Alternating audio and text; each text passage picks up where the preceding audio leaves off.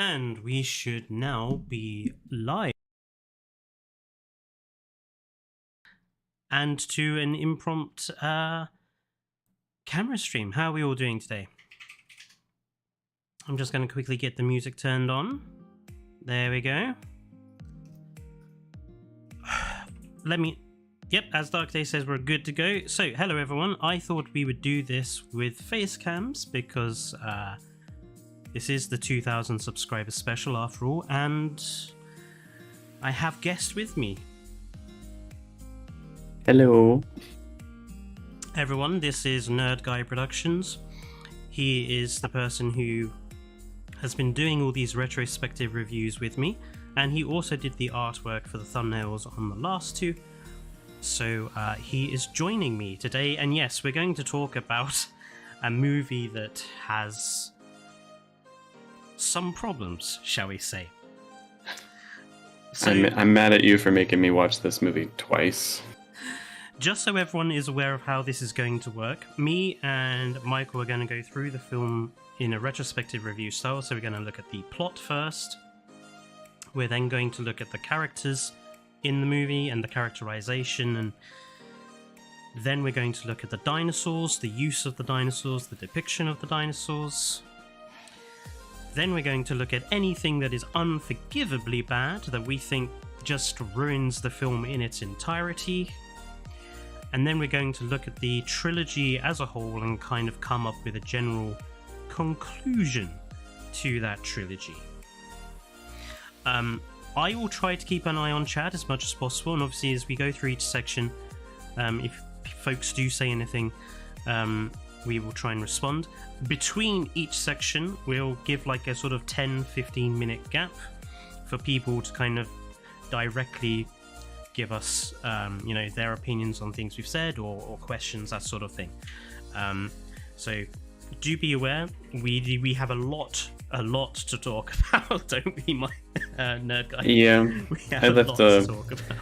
I made a lot of notes, and I'm sorry, Dino King, but I still hate Indo. Just so you're aware.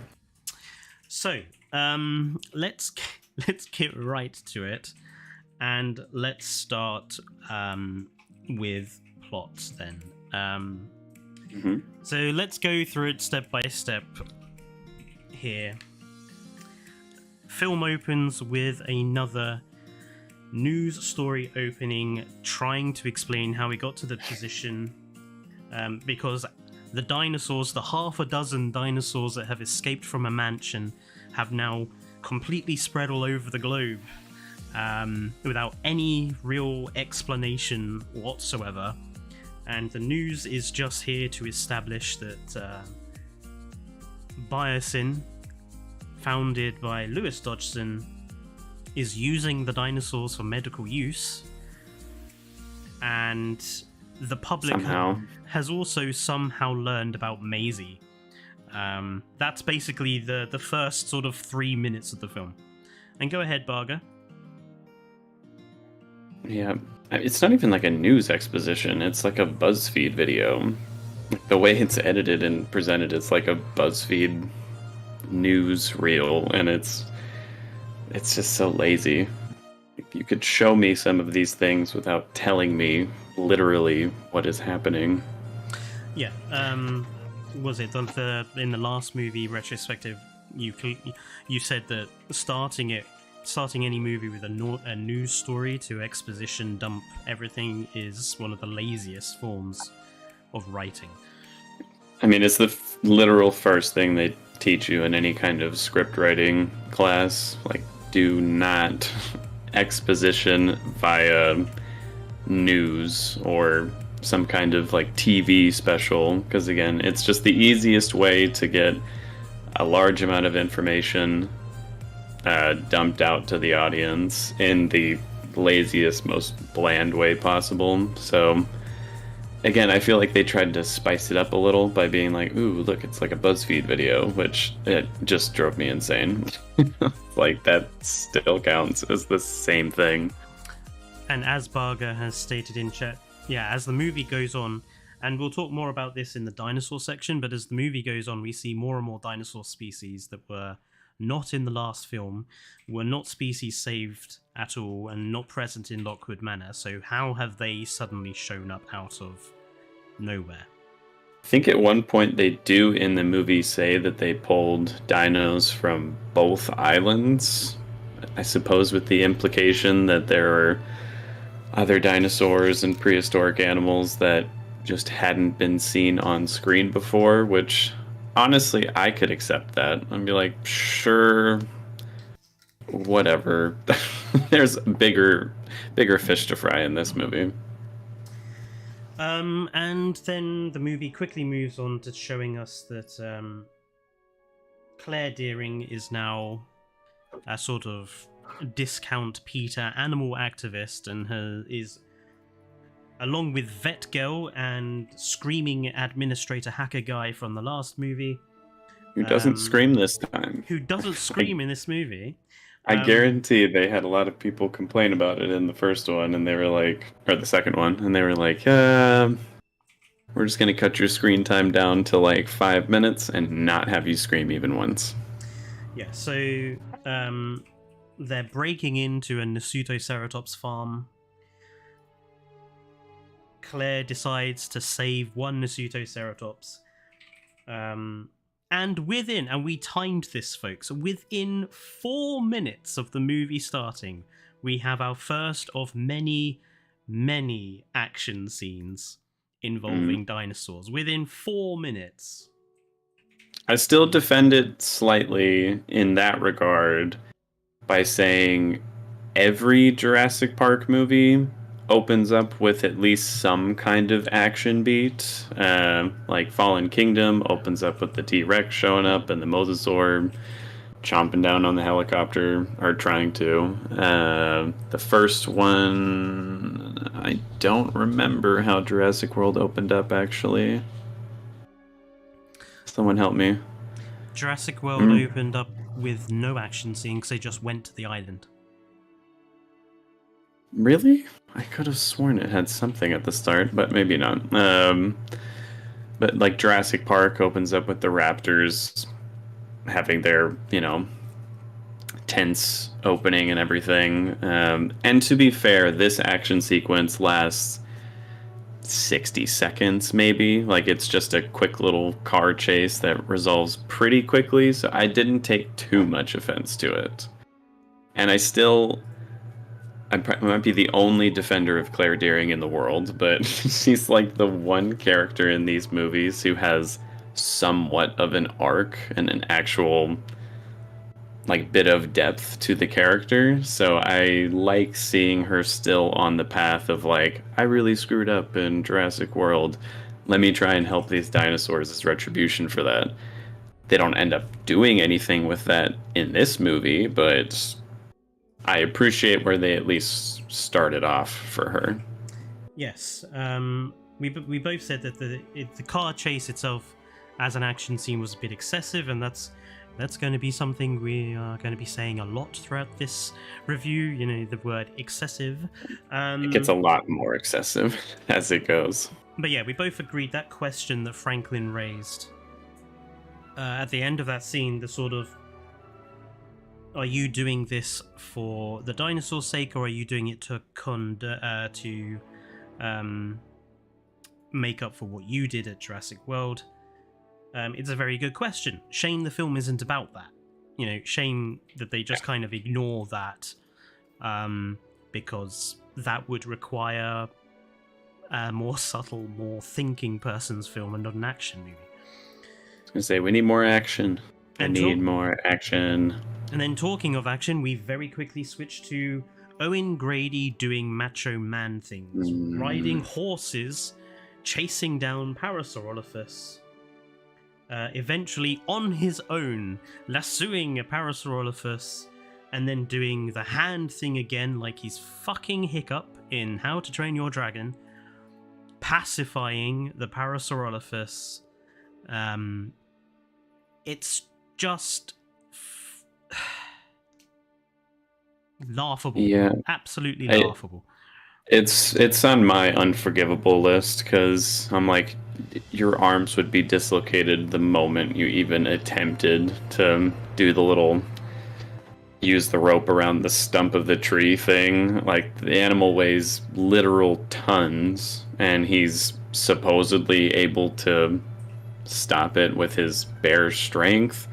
Absolutely not. And to make it worse, they do the hand thing, which I didn't like it even in the first one with the raptors, because I still think the idea of like training or domesticating something as intelligent and wild as a raptor would is just kind of insane. But now to be able to do it against any old dinosaur that you've never met before, never had this supposed bond of mutual respect, as Owen puts it later in this movie, I'm like, that's not how that works. Again, try to do the little hand trick to a wild horse that you're wrangling. I guarantee it's not going to do anything. It's just so silly, and it's so dumb. And also, again, I don't know anything about dinosaurs for the most part, but I still question like how many of them would be in a snowy environment. Again, I don't know if reptile rules apply in that situation or not, but it seemed odd to me, at least. Yeah, Barger, that is another good point. The Parasaurolophus design changes in between movies without zero explanation. It's a retcon. But this is the first scene where Owen Grady has to act like an action hero. Again, which is something else that props up time and time again in this film. We then switch from Owen to clone child, Maisie, who... Now, I put her down as being a brat, frankly. She's being a bratty clone child, and while I can kind of understand that position, because of what's happened to her, it bores me to tears these days that every time there's a teenager in a film or a TV show, they're always portrayed as being brattish, miserable, annoying kids. Yeah, I mean, I didn't take any offense to it, really, because even though it is a tired trope, and they later in this movie showcase other teenagers being bratty little jerks as well, teenagers are very awful sometimes, so I was like, it's not the worst. And to be isolated for like 4 years away from other people, I can understand her being pretty upset and lashing out a little bit. But my issue with it that I brought up when we were watching it was it's basically just a rehash of Stranger Things Season 2. Spoilers for people who haven't watched the show. Where literally the exact same plot plays out, where it's like, oh, we have this child who's wanted by the government, so we've hidden her away in some cabin in the middle of the woods, and she's upset because she can't go out into the world and doesn't know when that's ever going to happen, and the parental figure says it'll never happen, you'll live here in isolation for forever. Like, it's just the exact same plot, and it stood out to me as too much of a copycat. I'm with you, Jurassic Swine. I was pretty disappointed myself. And something else both me and Michael pointed out when we were watching this scene again is that the whole idea is that Owen and Claire have apparently gone off the grid to keep Maisie safe. The whole idea is that no one is supposed to know that they're there. And yet, Owen Grady decides the best way of keeping secret is to go wrangling up Parasaurolophus on the horseback, making a big show of himself. Like, these two are not exactly acting like they're trying to hide very well. I mean, Owen is working directly for the DFW, and Claire is off doing Peter terrorist crap. So it's like, are you two even really trying to remain off grid? Because it seems everybody in this movie knows that they have Maisie. Like, it's an open secret that they know they have Maisie. And so how has no one figured it out already where they are when they're acting like this? I mean, the bad guys figure it out pretty quickly because they aren't doing really anything to cover their tracks. So it is rather unbelievable that it took 4 years for them to finally find the clone child. You're like, I mean, you guys aren't doing anything to hide where you're going. You're making a big show about the things you do outside in the real world. So it is rather unbelievable that it only now they are found out and everything. It's a bit of a stretch. Again, I feel like they did it better in Stranger Things, where they made it. It was actually pretty difficult for anyone to figure out like what was going on in that situation and where he had hid the girl and everything. So it's just, I've seen it done before, and I've seen it done better.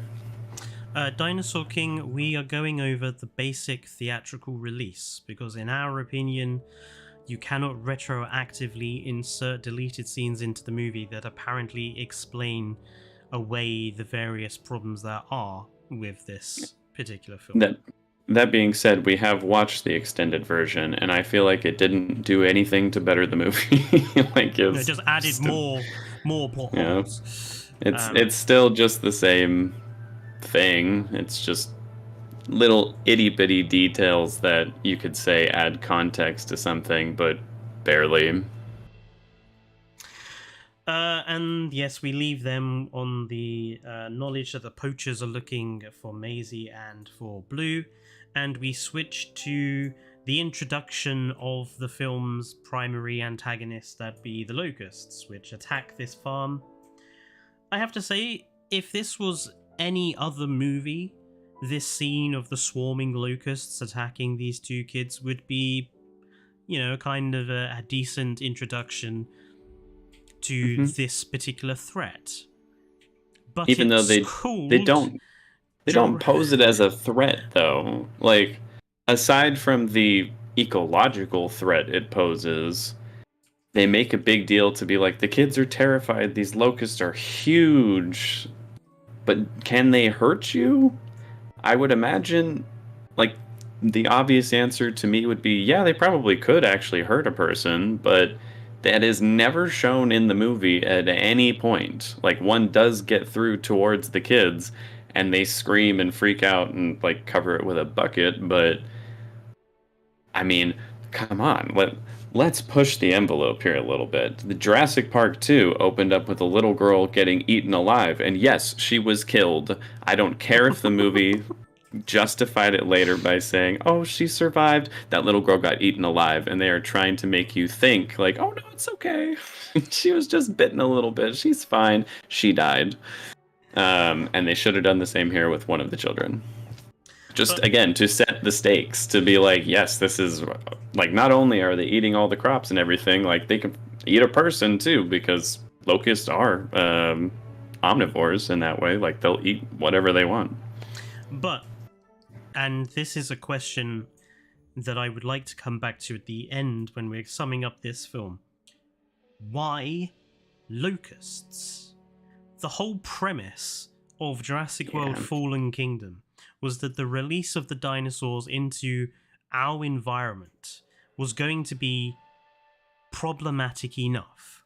Why is the film not about the effect the dinosaurs are having on the environment, and instead resorting to this pointless story beat about giant mutated insects? If I want to watch a story about giant mutant insects, I'll watch Starship Troopers, which is a lot more enjoyable than this film turned out to be. However, yeah, I mean, there's they want the bad guy. They need the supreme evil being, which is BIOSYN. Oh. and can't have that being all about ecological discourse. Michael, you went a bit robotic there. You might want to say that again. I'm still putting out. So.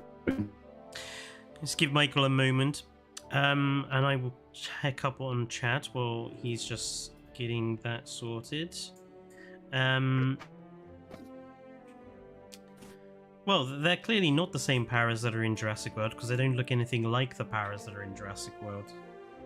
I'm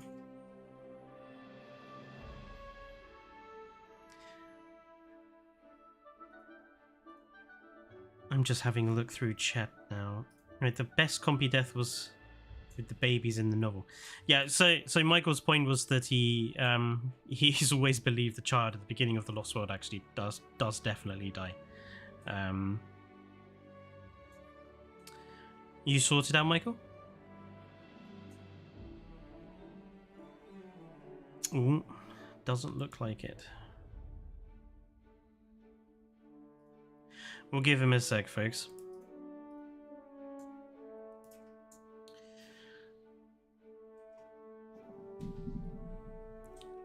I mean, the Parasaurolophus herding scene is just there for Owen to look like a macho man, really, isn't it?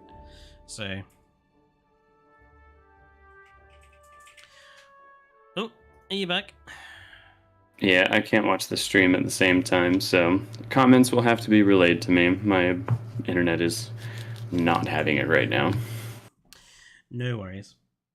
So, this serves as the introduction for good old Ellie Sattler, who shows up at the farm to investigate. She's been investigating this locust issue because it's been going on for a while.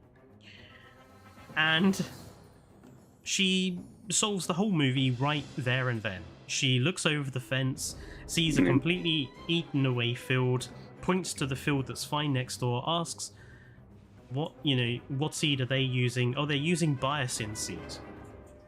Right there, the movie has just solved itself. It's really clear now.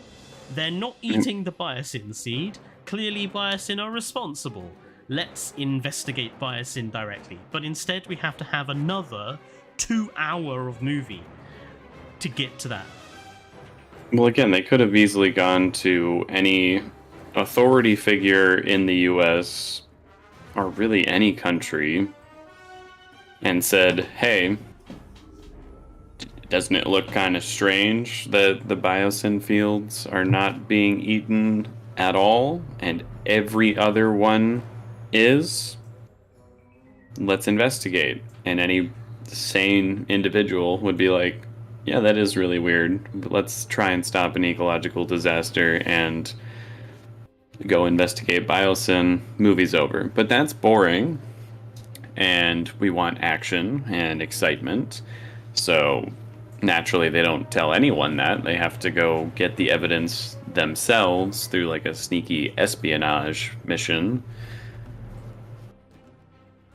You know, again, the movie can't just be about dinosaurs creating an ecological disaster and how it's going to change quite literally everything about the food chain, because that would probably not offer enough action beats and crazy insanity. So they need to have, a mustache twirly bad guy in charge of an evil corporation who makes a bunch of bugs that we need to go investigate as like a side mission for the movie. I can't really tell if Maisie being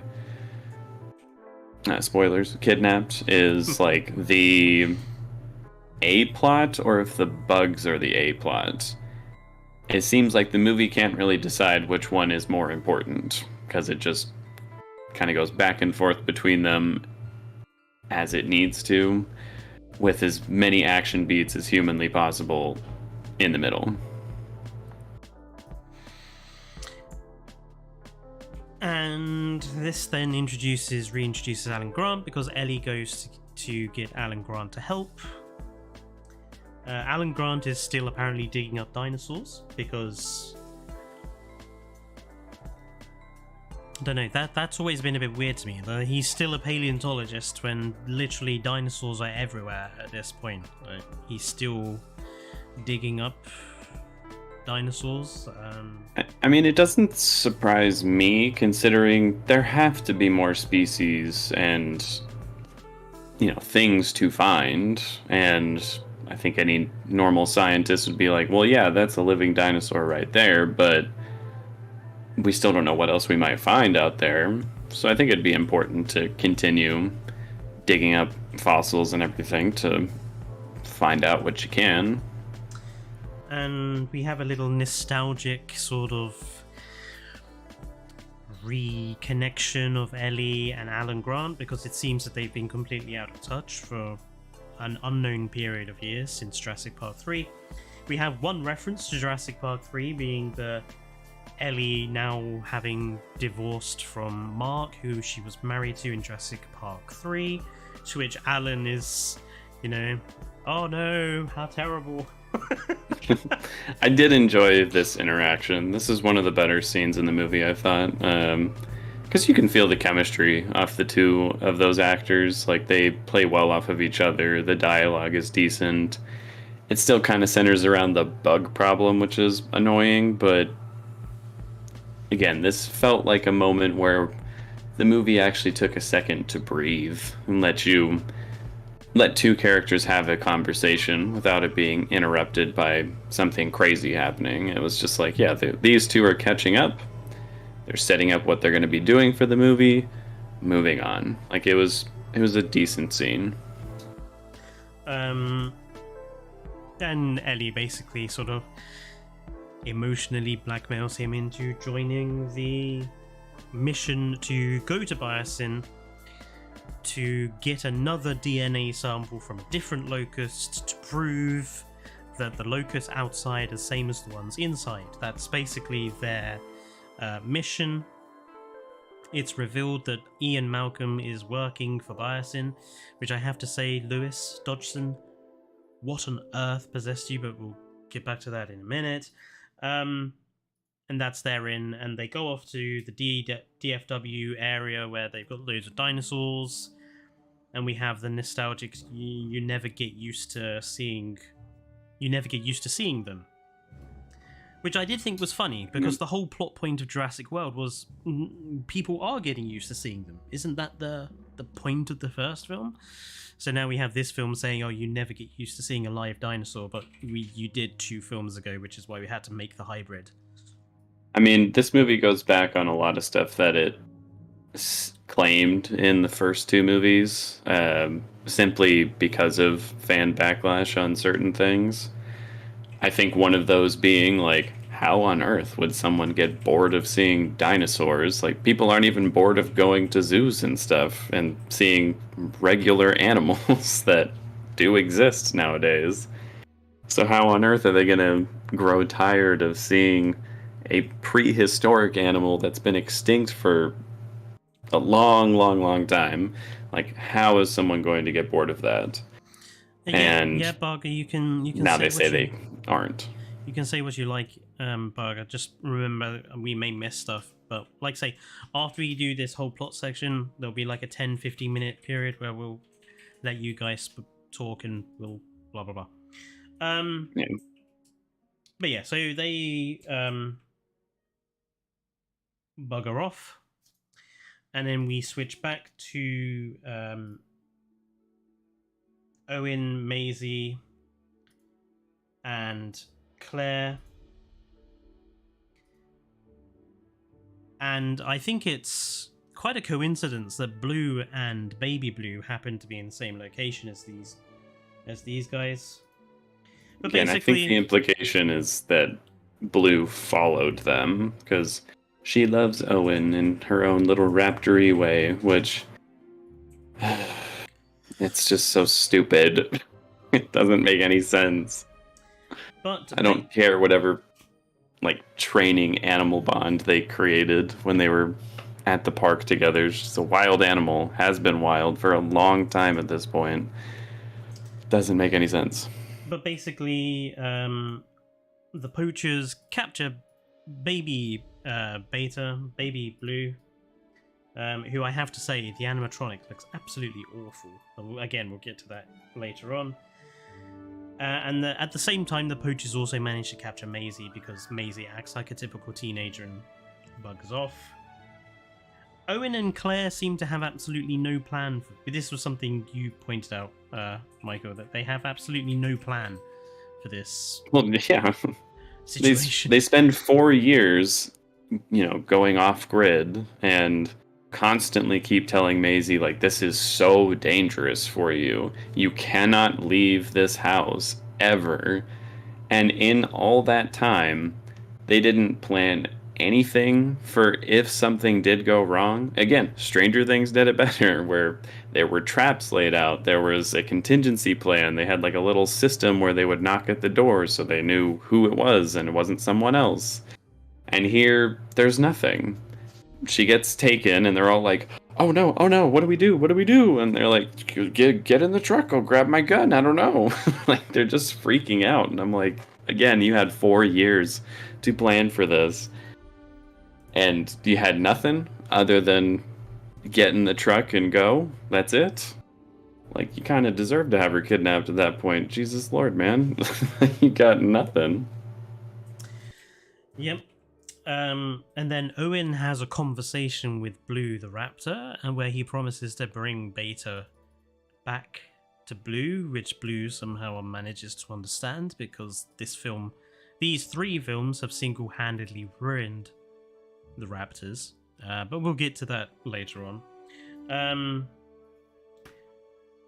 And Owen and Claire go to see Franklin, who is working for the CIA, who tells them they need to go to Malta because that's where everything is apparently going down.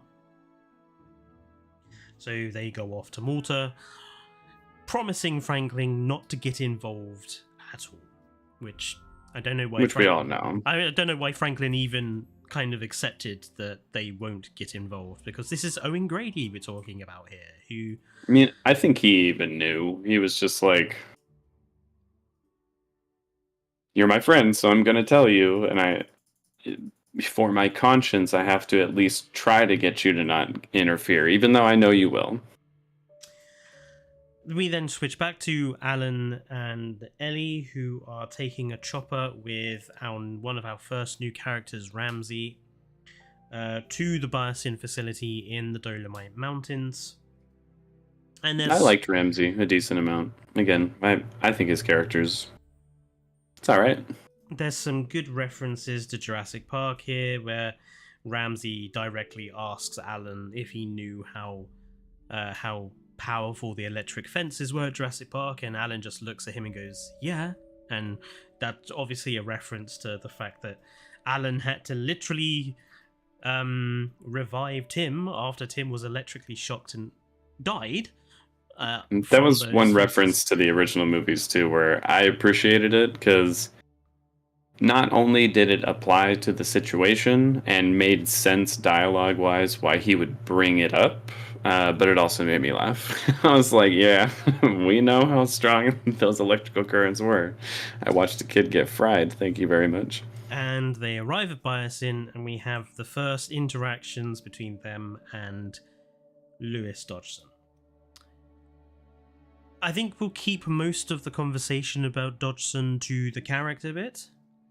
But I think it's safe to say both me and you thought Lewis Dodgson was bad, for want of a better term.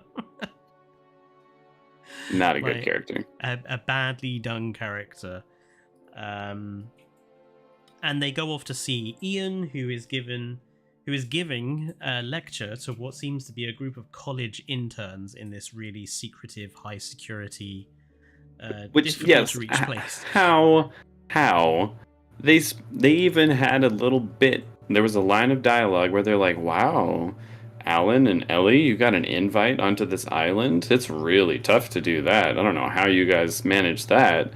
And then you see a bunch of like college students and a snotty little barista all like hanging out here, learning things about dinosaurs, or I guess just philosophy, because Ian Malcolm isn't talking about dinosaurs. He's just discussing philosophy and nature in general.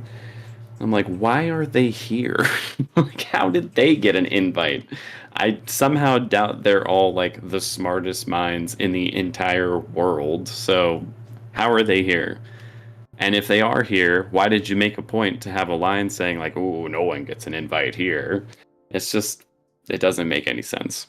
Particularly the barista, who is just, again, very snotty to Alan Grant for, Yes. comedy's sake. Which neither of us thought was particularly funny. No.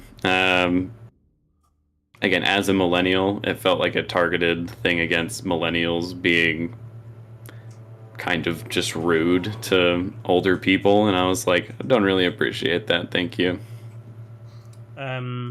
We also thought that Ian Malcolm doesn't really feel like Ian Malcolm in this movie. Again, we'll talk more about this when we get to character, but we basically feel that throughout this film, he is playing Jeff Goldblum, not Ian Malcolm.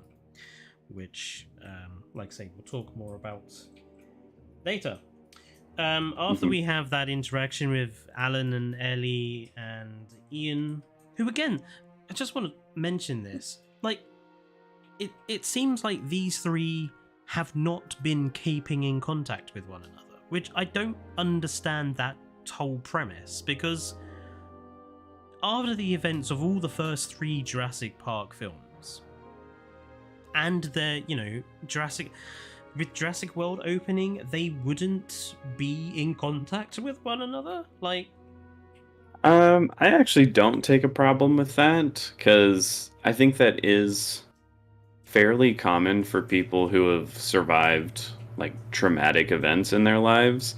In some cases, yes, it brings them together so tightly knit that, they spend the whole rest of their lives keeping in contact and being around each other. But there are also a lot of instances of trauma where people will go their separate ways in order to try and forget those things, where they're like, I don't want to remember or relive that, so I need to get as far away from these people as I possibly can. So I don't take issue with the fact that they supposedly haven't kept in contact since then. They each just went their own career paths and, tried to live their lives as normally as possible, and, here we are again. It's then revealed that Dr. Wu is working with Dodgson. Wu has gone from turtleneck, suave, sophisticated bad guy from the first two films to washed up Jackie Chan in this film, which, again, we'll talk about more of this in character, about Dr. Wu's kind of turning from the bad guy to a good guy for this particular movie. Yeah, not a really impressive reveal. I mean, I like the attempt just because, again, I think it makes sense, and to have an actual character arc for a character is refreshing, and for him to feel guilt and terror over all of his creations and what he's done to the world, I think it makes sense. I just wish that they would have done it over time. Like, show me some of this in the second movie or towards the end of the first movie, as opposed to him just being like weird, creepy scientist in those two movies, and only now does he suddenly feel bad about it all. It just kind of comes out of nowhere. But I appreciate the attempt to actually do something with his character, other than just he's made something else really creepy and evil, and he's super weird about it again. Like, it's attempting something new, which I'll give slight credit for. And then we go back to Malta, and this is where we remain for a good, I think, 10-15 minutes of the film. It's a pretty long portion of it, yeah. Claire and Owen infiltrate this black market where lots of dinosaur and dinosaur-related products are being sold around. We have the introduction of Kayla Watts as well, our second new character, who is introduced as being working for the BIOSYN, delivering cargo, being the dinosaurs. She spots Maisie is here in Malta, but does nothing, which we will come back to. Yeah, I have some things to say about all that. But basically, as per, Owen Grady happens to be there, shit goes down. And we have a lot of very big action moments in this section. Big is an understatement. This is like a Marvel superhero movie big. This is insane what they do during this. The introduction of the mysterious lady in white who has trained a group of Atrociraptors to go after people with laser tagging, so they're bringing that back from Fallen Kingdom, because that was such a good part of the film, wasn't it? To laser tag people, to have a dinosaur go and kill them, we'll bring that back. Fucking outrageously stupid. Again, to play devil's advocate, just for a brief moment, I think this is a stupid idea as well. Don't all kill me for just a brief moment. I think what they are trying to say with the laser pointer is, rather than the dinosaurs just haphazardly going wherever they'd like and attacking whoever they want, the laser pointer focuses them and makes them attack just the one thing that you want them to attack. But it's still just so dumb. Like, one, I don't think it would work. Even with a massive amount of training, I don't think this would work. And also, as you've pointed out before, if you can point a laser at someone that in most cases is already attached to a gun, then just shoot them. Like, what do you need the dinosaur for at that point? It's just silly. The only point in this movie where she uses it in like a slick, quote unquote, because it's not that slick, way is when she like has her hands behind her back and she kind of like points it at Owen from behind, where yeah, she probably wouldn't have been able to like shoot a gun at him in that way, but she could point the laser in that way, and it's like, it's just so silly, dude. It's so silly. But yes, Owen interrupts the activities that are going on, and there's a gunfight, because hell, I didn't realize there was another thing something else that we just don't need in a Jurassic Park movie. A fucking gunfight. It did feel really out of place. It felt like I was watching a James Bond movie all of a sudden, and I was like, what's going on? Thankfully, they did throw the dinosaurs into the mix not too long after that begins, but I only say thankfully in a very minor way, because again, it gets insane. Like, this whole sequence is insane. Yep. So a Carnotaurus and an Allosaurus, and there's Baryonyxi, that are released inside the black market, and all hell breaks loose. Owen tries the hand thing on both the Carnotaurus and the Allosaurus again. Carnage ensues. Claire goes off chasing after the mysterious lady in white, who I believe is DeSantos. I don't know. She literally disappears after this scene, so I don't know. She and Claire have a beat-up sequence. Which I'll admit, my monkey brain did like, because she just had such a smug attitude. I was like, kick her ass, Claire. Kick her ass. I was sad that she didn't kick her ass a little bit more than she did. Meanwhile, Owen basically beats up some fellow and then lets him get mauled to death by baby Baryonyx once he has the information. This one doesn't get lava dripped on it, at least. Claire escapes with Kayla Watts being chased by the Atrociraptors. Again, excessive over-the-top action, which only gets worse as Owen enters the fray riding a motorbike alongside raptors again. Because remember when that was good from Jurassic World 1? Remember that scene? Because, You all liked it, didn't you? Again, to play devil's advocate just slightly on it, I will say the excitement of the scene was good. Like, again, if I was watching a Marvel superhero movie, I'd be pretty game with that scene. Like, it's over the top, it's intense, there's some decent like stunt work and everything, which was cool to look at. But again, as soon as you realize you're watching like a Jurassic Park movie, you're like, what the fuck is this, dude? This is utterly ridiculous. And I also feel like in multiple points throughout the scene, it's clear that they have him. Like, they could easily just bite him off of the motorcycle, but for some odd reason, they are like tripping over themselves constantly. Again, I don't even know the like scientific backing on how fast they can actually run. I know they're not able to run for that long, but even then, like, the speed is probably too much. But about 20 to 25 miles an hour. Yeah, so he should have been able to get out of their way fairly quickly. But for the sake of the action sequence, obviously he doesn't. But it just drives me insane that they're right there. They're literally running next to him at certain points, but they don't take a bite or a swipe at him or anything. They like trip over their own feet. And I'm just like, what was that? It's clunky in weird ways, but again, there's, it's exciting. So I'm sure some people really liked it.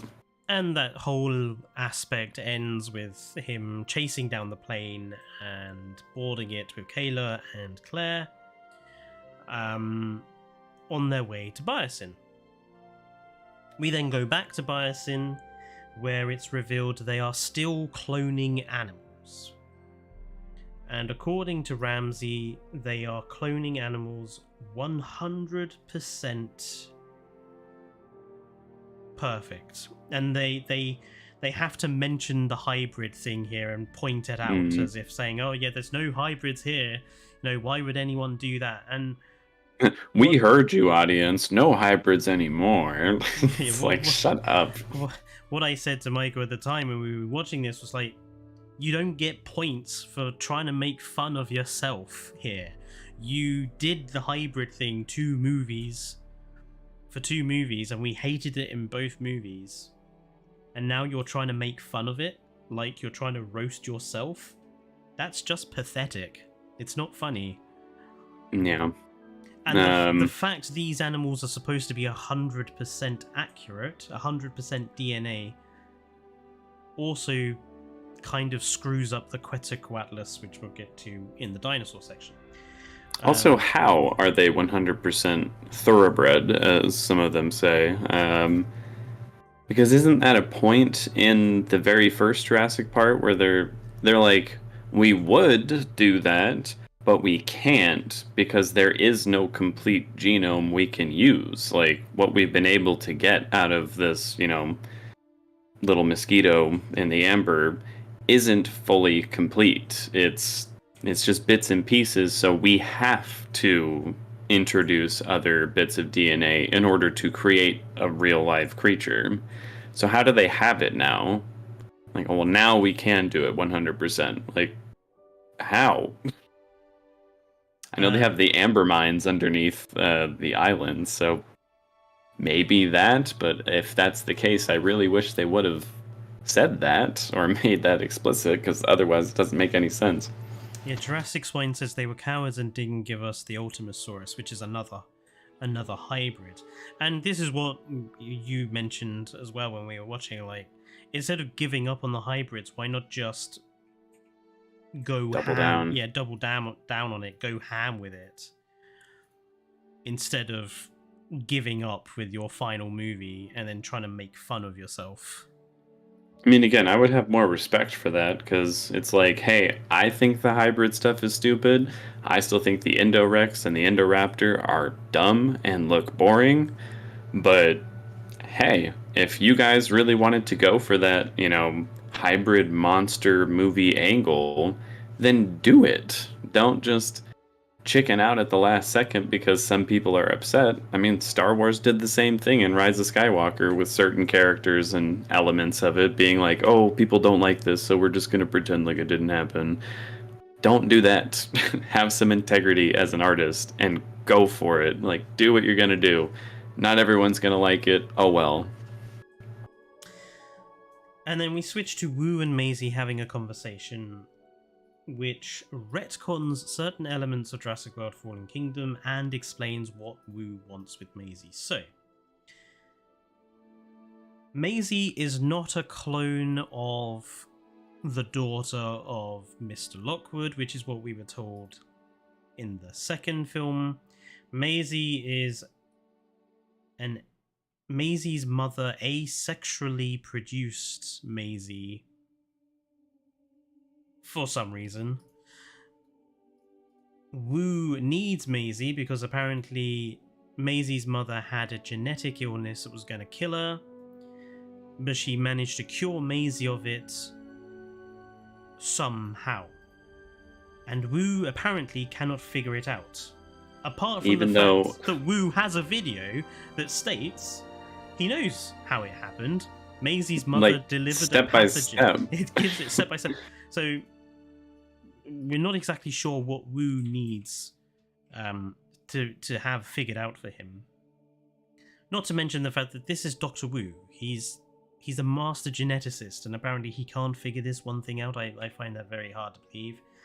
I mean, I could sort of accept, like, okay, yeah, he's a master geneticist, but this other geneticist is a little smarter than him. Like, she figured out something he couldn't.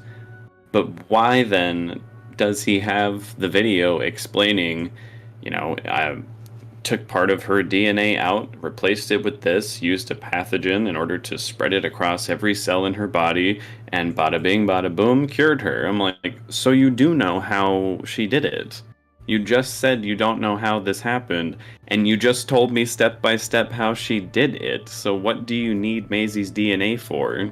To confirm it? Like, I don't understand what he's talking about. But the idea is that they're going to use this method to correct the problem with the locusts, which is his fault.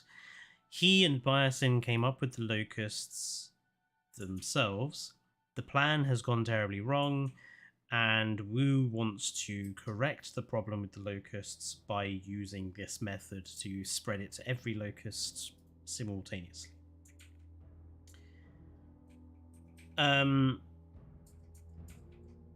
Meanwhile, Alan and Ellie are sneaking into the facility, having gotten the help of Ian Malcolm, looking for more locusts, which they happen to find. They get the DNA evidence of. While they're doing this, Maisie escapes, releasing Baby Blue. I love the fact that actually during that whole Maisie escaping bit, like, neither Wu nor Lewis Dodgson attempts to stop her in any way. They just watch her escape. They don't even attempt to prevent it. They leave her in a room with the other, super essential asset that apparently has no, like, lock or anything on the containment, and then she just gets out. I was like, well, that was easy. But it's only used really as a way of getting Maisie, Ellie, and Alan to be met up in the BIOSYN facility. We then switch back to Owen and Claire and Kayla in the plane. They attempt to gain access to BIOSYN. Lewis Dodgson decides to deactivate the anti-pterosaur force field and allow the pterosaurs to attack the aircraft. To which, along comes Quetzalcoatlus, who takes out Kayla's aircraft with the efficiency of Tom Cruise in Top Gun. Plane is going down, and basically Claire is ejector seated out of the aircraft while Kayla and Owen have to ride the crashing aircraft down. That whole I hated the whole scene. It was just again another over-the-top, excessive, and also completely illogical scene. Well, why does the Quetzalcoatlus attack the plane? I don't understand. Because again, I realize it's oversized for what it's actually supposed to look like. But even oversized, it is smaller than the aircraft. Why would it attack something so much larger than itself? And it doesn't go and inspect the wreckage either, as if it's trying to get a meal. It just attacks it perfectly on its engines and like right down the center, and then it just dips away. It's like, ha, got your ass, and then just leaves. Like, why did it do that? I don't understand. And as Jurassic Swine points out, the Quetz literally is just here to push the plot forward, which is an issue we will get back to when we are discussing the dinosaurs. I would say I agree, Barger, that the Quetzalcoatlus looks really good. I mean, it looks great, but again, it's just here to serve the trailer scene, essentially. It's also way too big. And I mean, just you know, you mentioned why would it attack the aircraft? There are birds that are big enough to threaten, you know, hang gliders and stuff these days. They don't, because most animals do not deliberately try to attack aircraft, you know. Bird strikes happen by accident. They're not because an animal deliberately goes up close to something that's making a hell of a lot of noise. The whole idea that they would need some... that they would just attack the plane straight away. Like, it doesn't even take 30 seconds from the shutting down of the force field to the attack. Like, it's just like, oh, we're shutting down the force field, and instantly the Quetz attacks. Like, what? Yeah. I mean, there's the infamous video now of the person who is hang gliding, and like an eagle or a hawk or something of that nature, like flies right up next to him and then lands on his little handle and just kind of coasts around with him. So, I don't know, the idea of it just brutally attacking this bit of machinery in the air and then just leaving is stupid.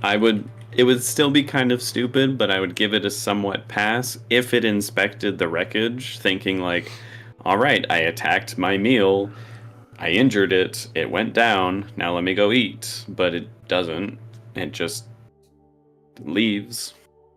And then the other pterosaurs seem to just want to attack Claire for the fun of it. They're like, hey, look, let's mess up her parachute. Let's swoop really close to her and scare her. Like, there's just no rhyme or reason to it at all.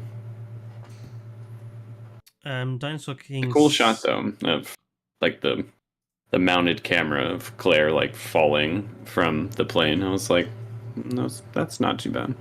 Dinosaur King says maybe it was protecting its territory. Maybe, but I still call into question the way it so perfectly attacked an aircraft which is both larger than it and making a hell of a lot of noise. It's just... I just don't buy it. Well, how can it be protecting its territory if the pterosaurs were never able to go to that spot with the force field always there? That's not part of its territory. It's a place it's never been, technically.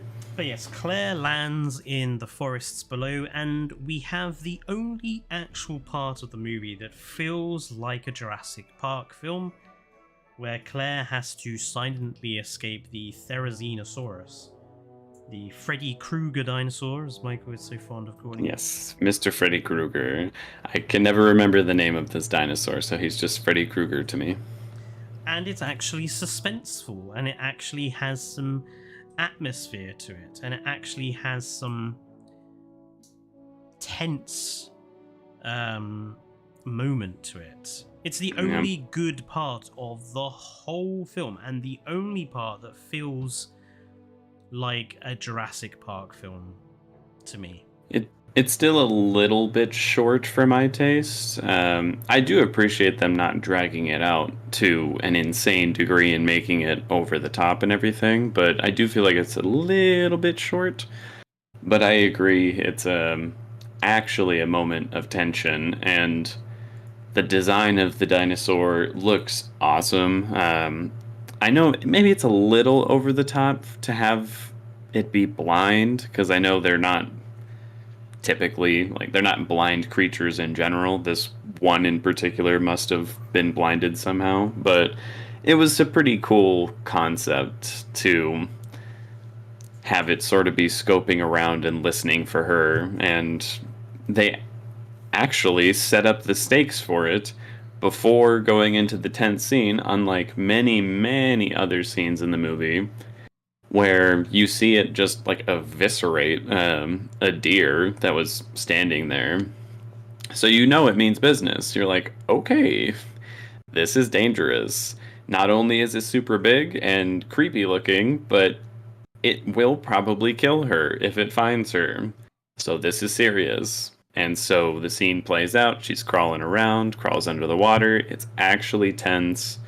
It was very good. I would agree. The one scene in the movie I would say is actually good, not just decent or bad. Like it's actually a good scene. And talking of bad scenes, almost directly after this scene, Owen and Kayla survive the plane crash without a mark on them. Not even a scratch, not even a little scrape or anything. They're just like, all right, well, that was intense. I'm like, dude, you crashed a plane into an ice lake. How are you not either dead from hypothermia from all the water you see rushing into the plane in the scene right before it? How are you not cut up from any of the impact? How are your bones all intact? How in the hell are you okay right now? Like, that was utterly ridiculous to me as well. They do it a lot in movies, and I won't say like, oh, this is the only thing I've seen where they do that. They do that very frequently in film to have people survive a plane crash rather easily, but like, come on, dude. And we have a quick 30 seconds exposition dump where Kayla explains that she's ex-military, and that's about all that we learn of her character before obligatory dinosaur action scene has to take place. And we have I liked the bit of exposition with her, though. I'm like, at least she's not a complete non-character. I know something about her. It's too quick, and I wish I got more, but it's something.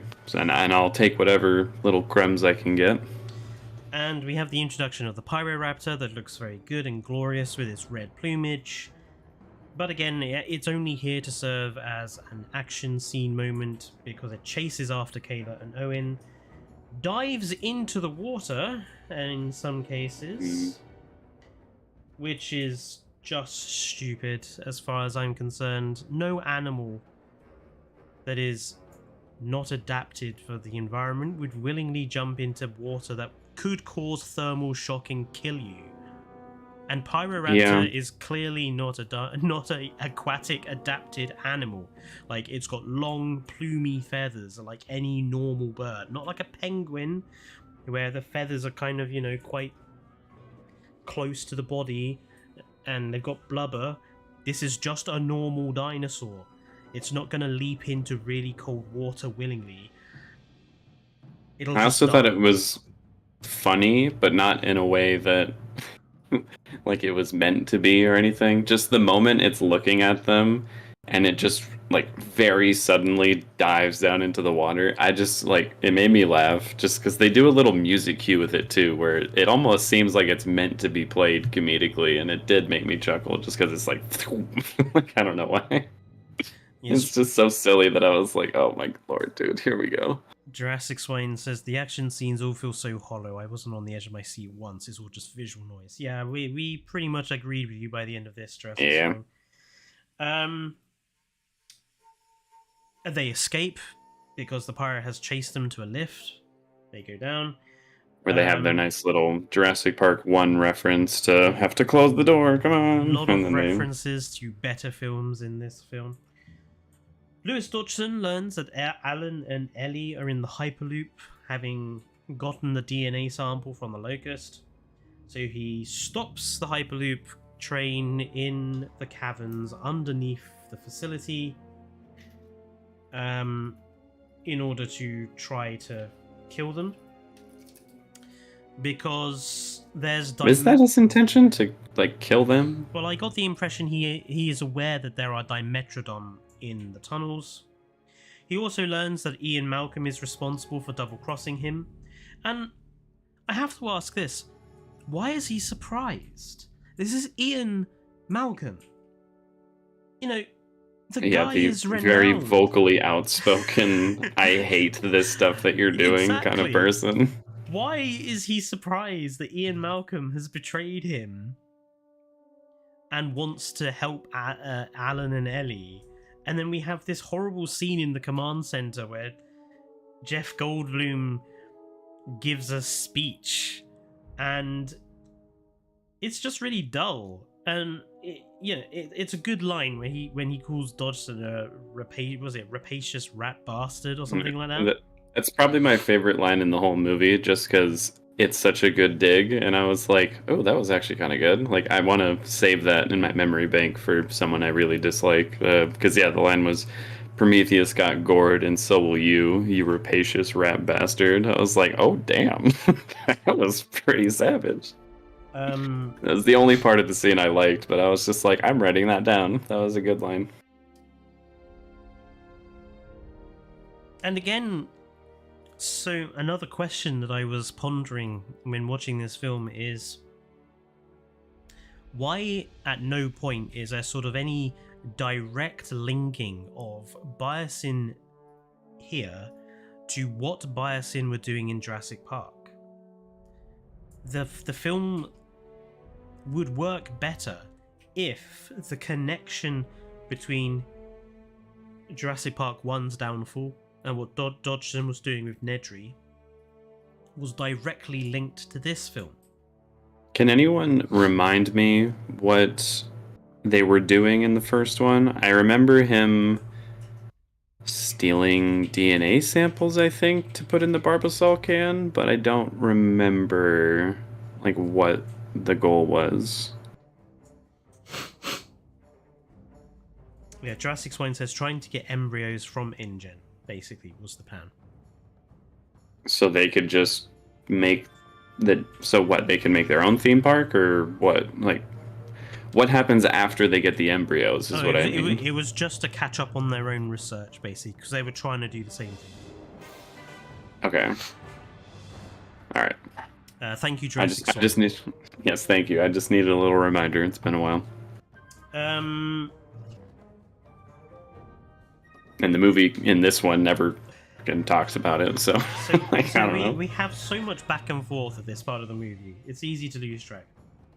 Ian goes off to find Ellie and Alan in the tunnels.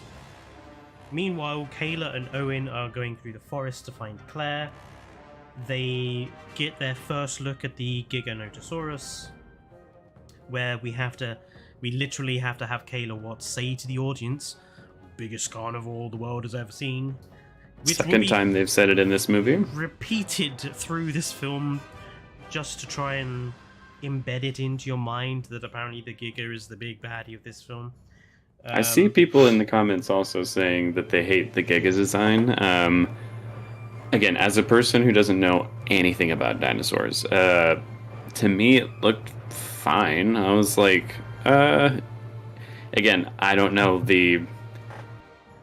like how to differentiate many dinosaurs from one another, so to me it just looked like a slightly more streamlined T-Rex that was very spiky, and I was like, it looks okay, I guess. I don't know, like, it didn't rock my socks off or anything, but I was like, it looks okay. Most people's dislike comes from the really high spinal spikes they've given it along the back, because there's no evidence of that. Like, it doesn't have that. People are being mean to me about it. I'll look it up. We'll leave Michael to go look it up. I'll quickly catch up with chat.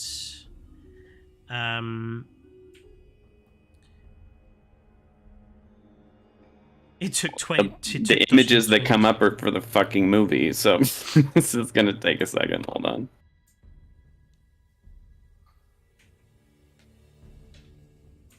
Oh. Okay, that would have looked cooler. Mm-hmm.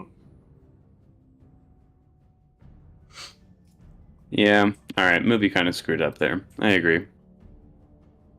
But we also have I still don't think it's awful, though. I'm like, it's whatever. Like, It's not the worst looking dinosaur I've ever seen, but the most paleo accurate one they seem to have does look cooler than what was presented.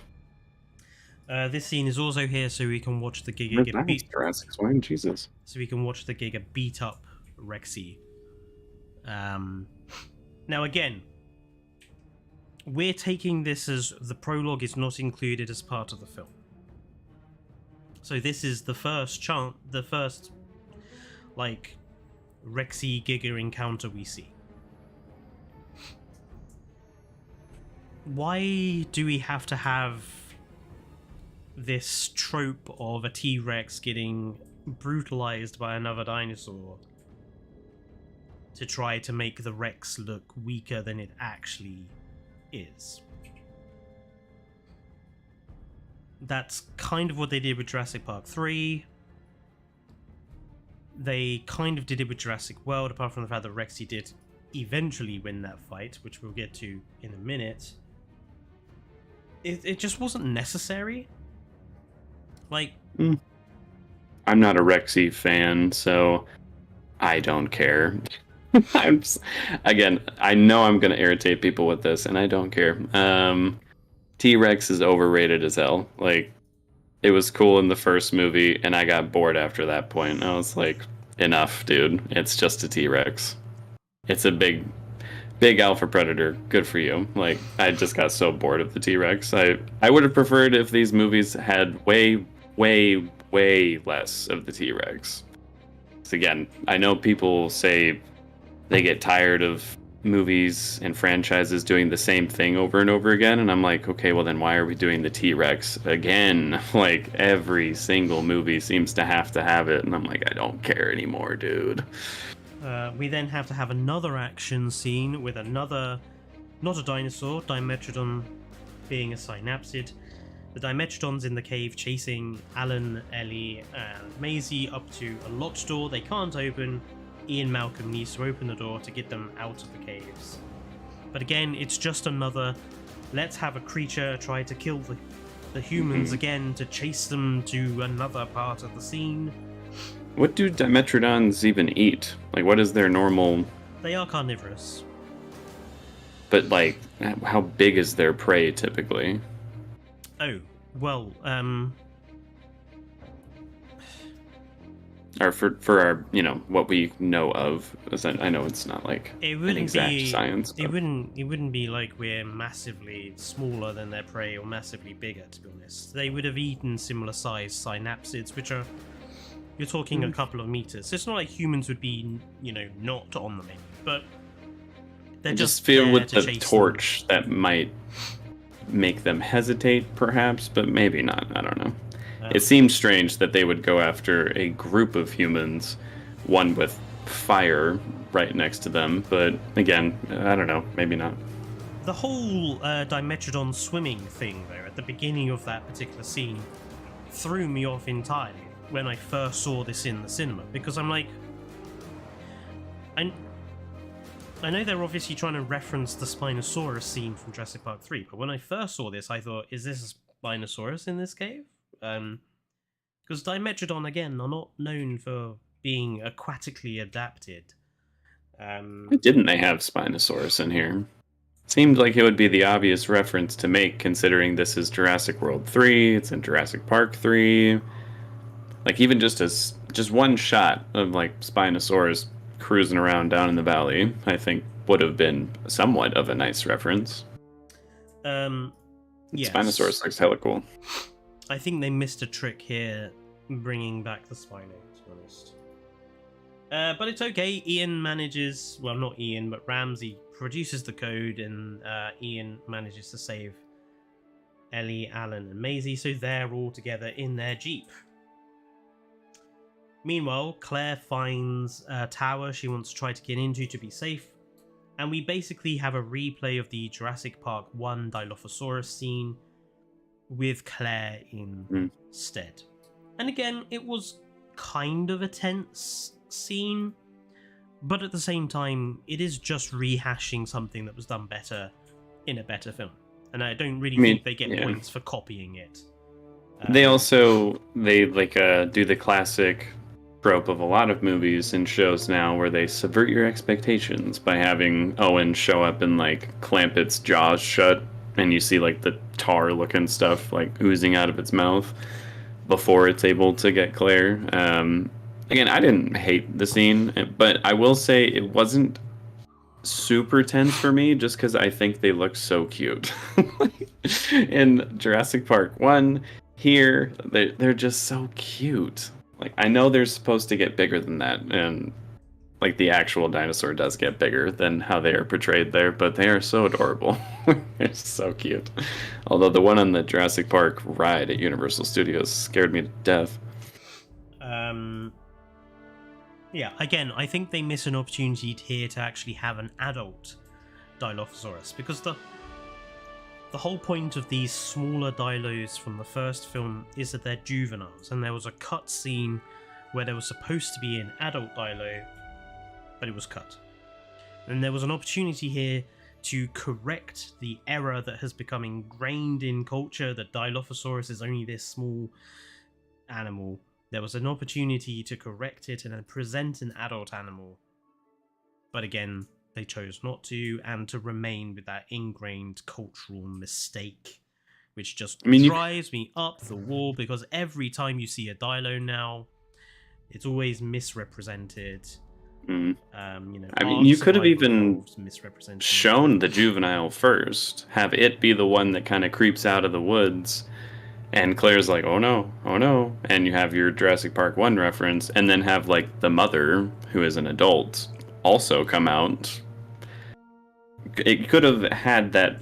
You could have had your cake and eaten it too, very easily in that scene. And again, I'll bet you money they didn't know that either the writers or the creators of the CGI or animatronics were just like, that's how big they are, right?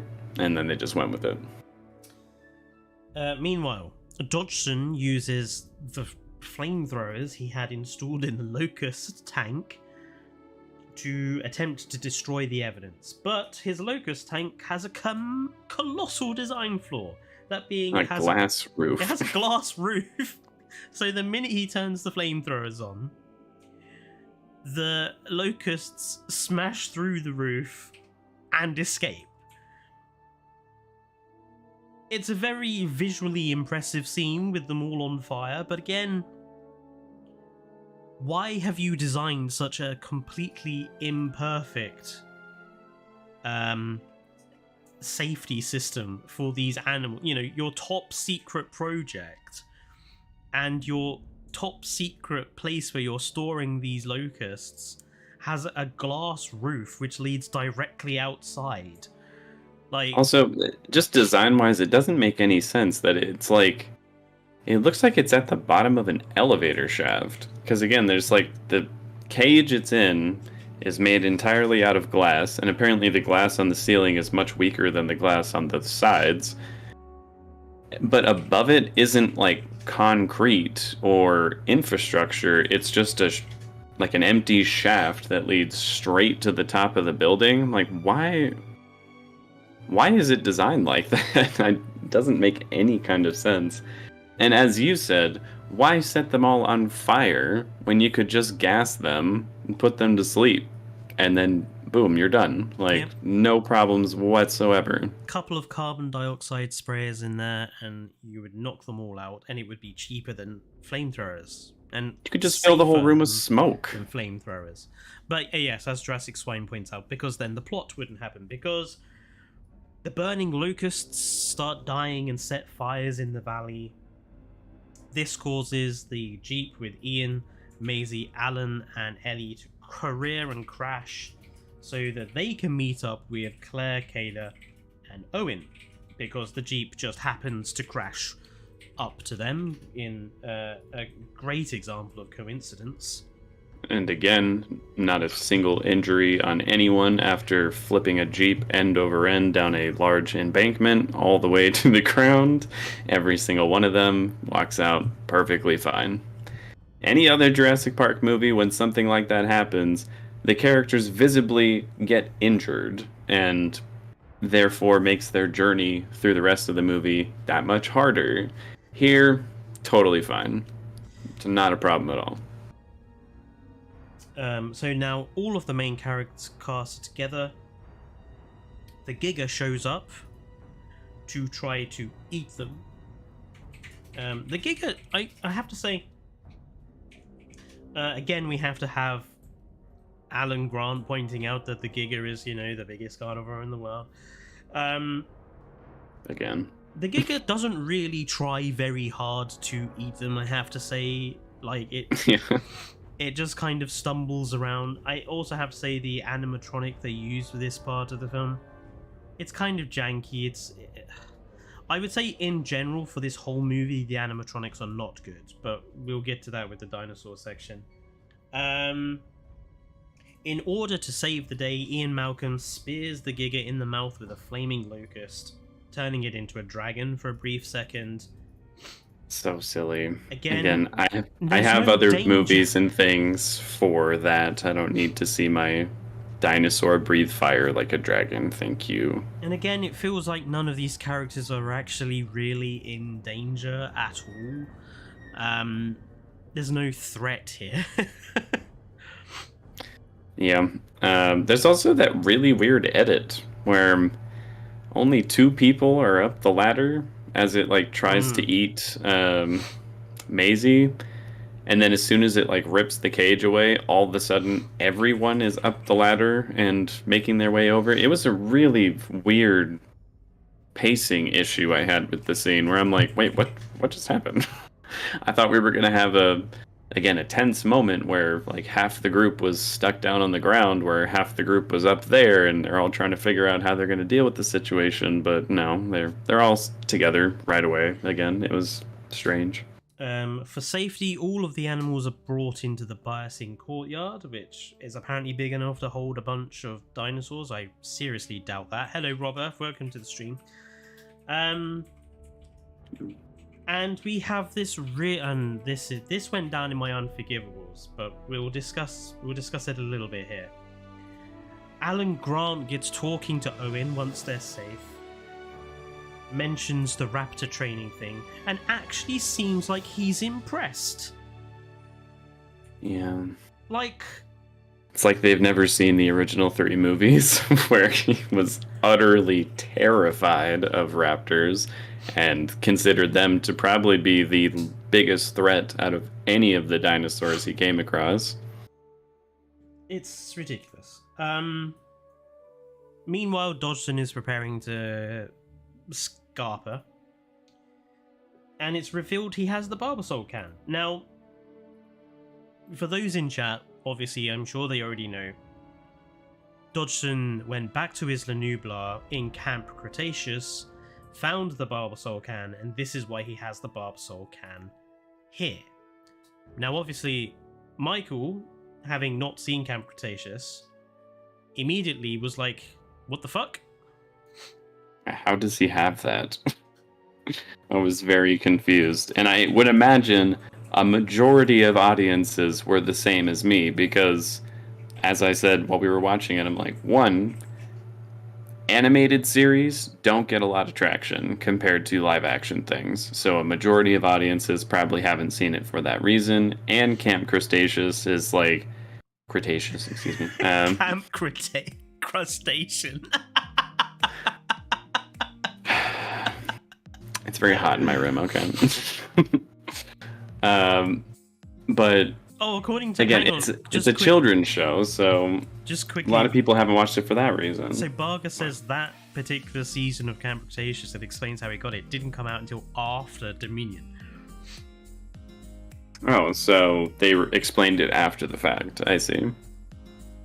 But as Jurassic Swine points out, and you mentioned this as well, Michael, like, why are films nowadays coming out with requiring you to go and do homework to figure out their terrible plots? Like, this happens with Abrams' Star Trek and Star Trek Into Darkness, where various aspects of the plot you have to read a comic book to understand. They did that with Star Wars, where you also had to read comics about Poe Dameron or Captain Phasma to understand what was going on with them. It's It happens a lot nowadays in order to justify bad writing in a movie, and I think it's partially the fault of Marvel. Like again, I love my Marvel movies, not so much here lately, but I think they have seen how people will do their homework for those movies, where it's like you can't watch the new Avengers movie without seeing all the movies that came before, and people are okay doing that. So they think, all right, if we come up with like a TV show or make a comic book about this and tell people that they should read or watch it before the movie, then they will. And no, they won't. Like, no. General audiences will not go do the homework. They just want to watch the movie.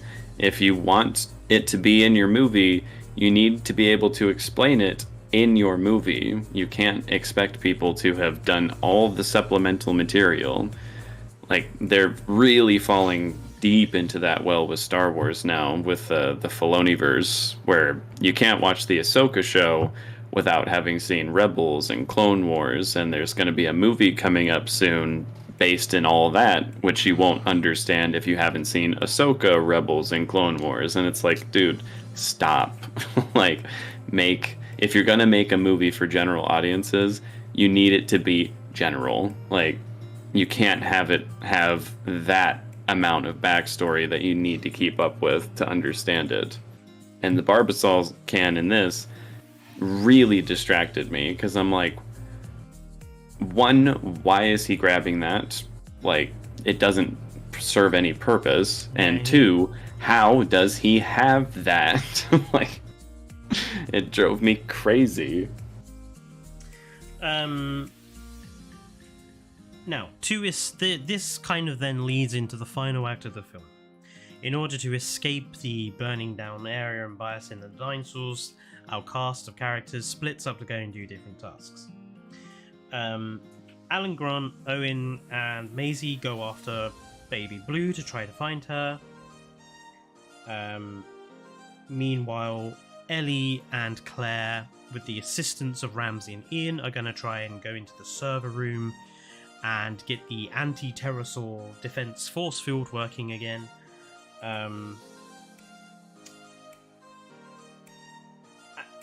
Now, I only thought about this after the fact, with Michael when we were talking. This whole scene in the server room where Ellie and Claire struggle with these insects to get the system working again, it felt a bit sexist. Because it was presented as these two women are scared of these giant bugs and they're screaming a lot, and isn't it funny? And I'm like, this is Ellie Sattler. She's faced velociraptors and won. This is Claire Deering. She has run away. Rex. She has run away from a T-Rex in high heels. These are not two women that are gonna scream at a few fucking bugs.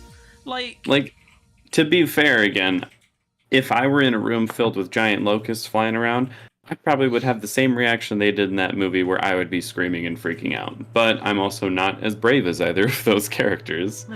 And they don't set up them as threats either. They're not biting them. They're not scratching them. They're just flying around. So they're like, what? And I always what are they even doing? You know, I always saw Ellie Sattler as our quite strong female protagonist in Jurassic Park 1. You know, she's very hands-on and very independent and gets involved quite a lot. You know, the minute the T-Rex, you know, just after that, the T-Rex escape and it's revealed the kids are missing, and John Hammond says to Muldoon, can you go and take a jeep and get my grandchildren? Ellie doesn't even wait to get involved. She immediately volunteers. You know, I'm going with Muldoon to find these kids and to go and rescue Alan. Like, this is not she's a strong female character, in my opinion. I put her in the same position as Ripley from Alien, or I don't know, maybe some of the older Lara Croft games. You know, it just doesn't sit right with me that in this particular moment the film again tries to be funny by making these two scream at a bunch of insects, and it's not, like a lot of the humor in this film, it doesn't sit very well, and it doesn't work, and it doesn't make me laugh.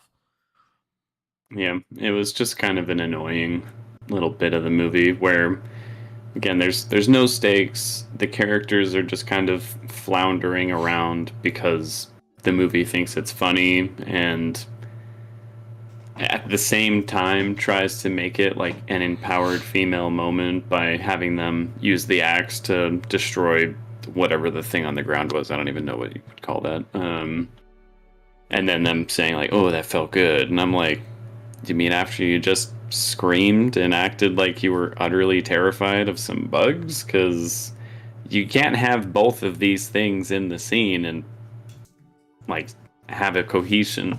Oh my gosh, I can't talk right now. A cohesive message here.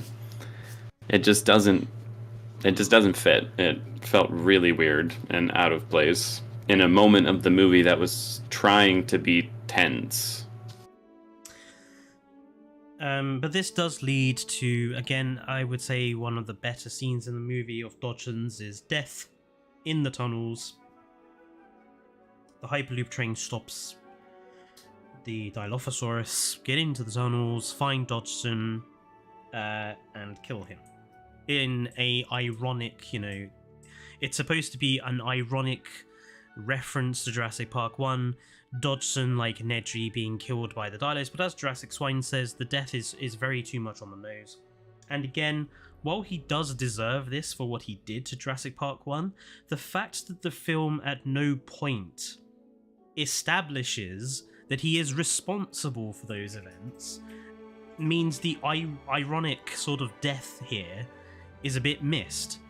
Because I didn't even realize this was supposedly the same Dodgson as the first one, because they never referenced anything he did there throughout this movie. I think a more poetic death in this movie would somehow be either like eaten by the locusts or caught on fire from the forest fire that had been started by the locust.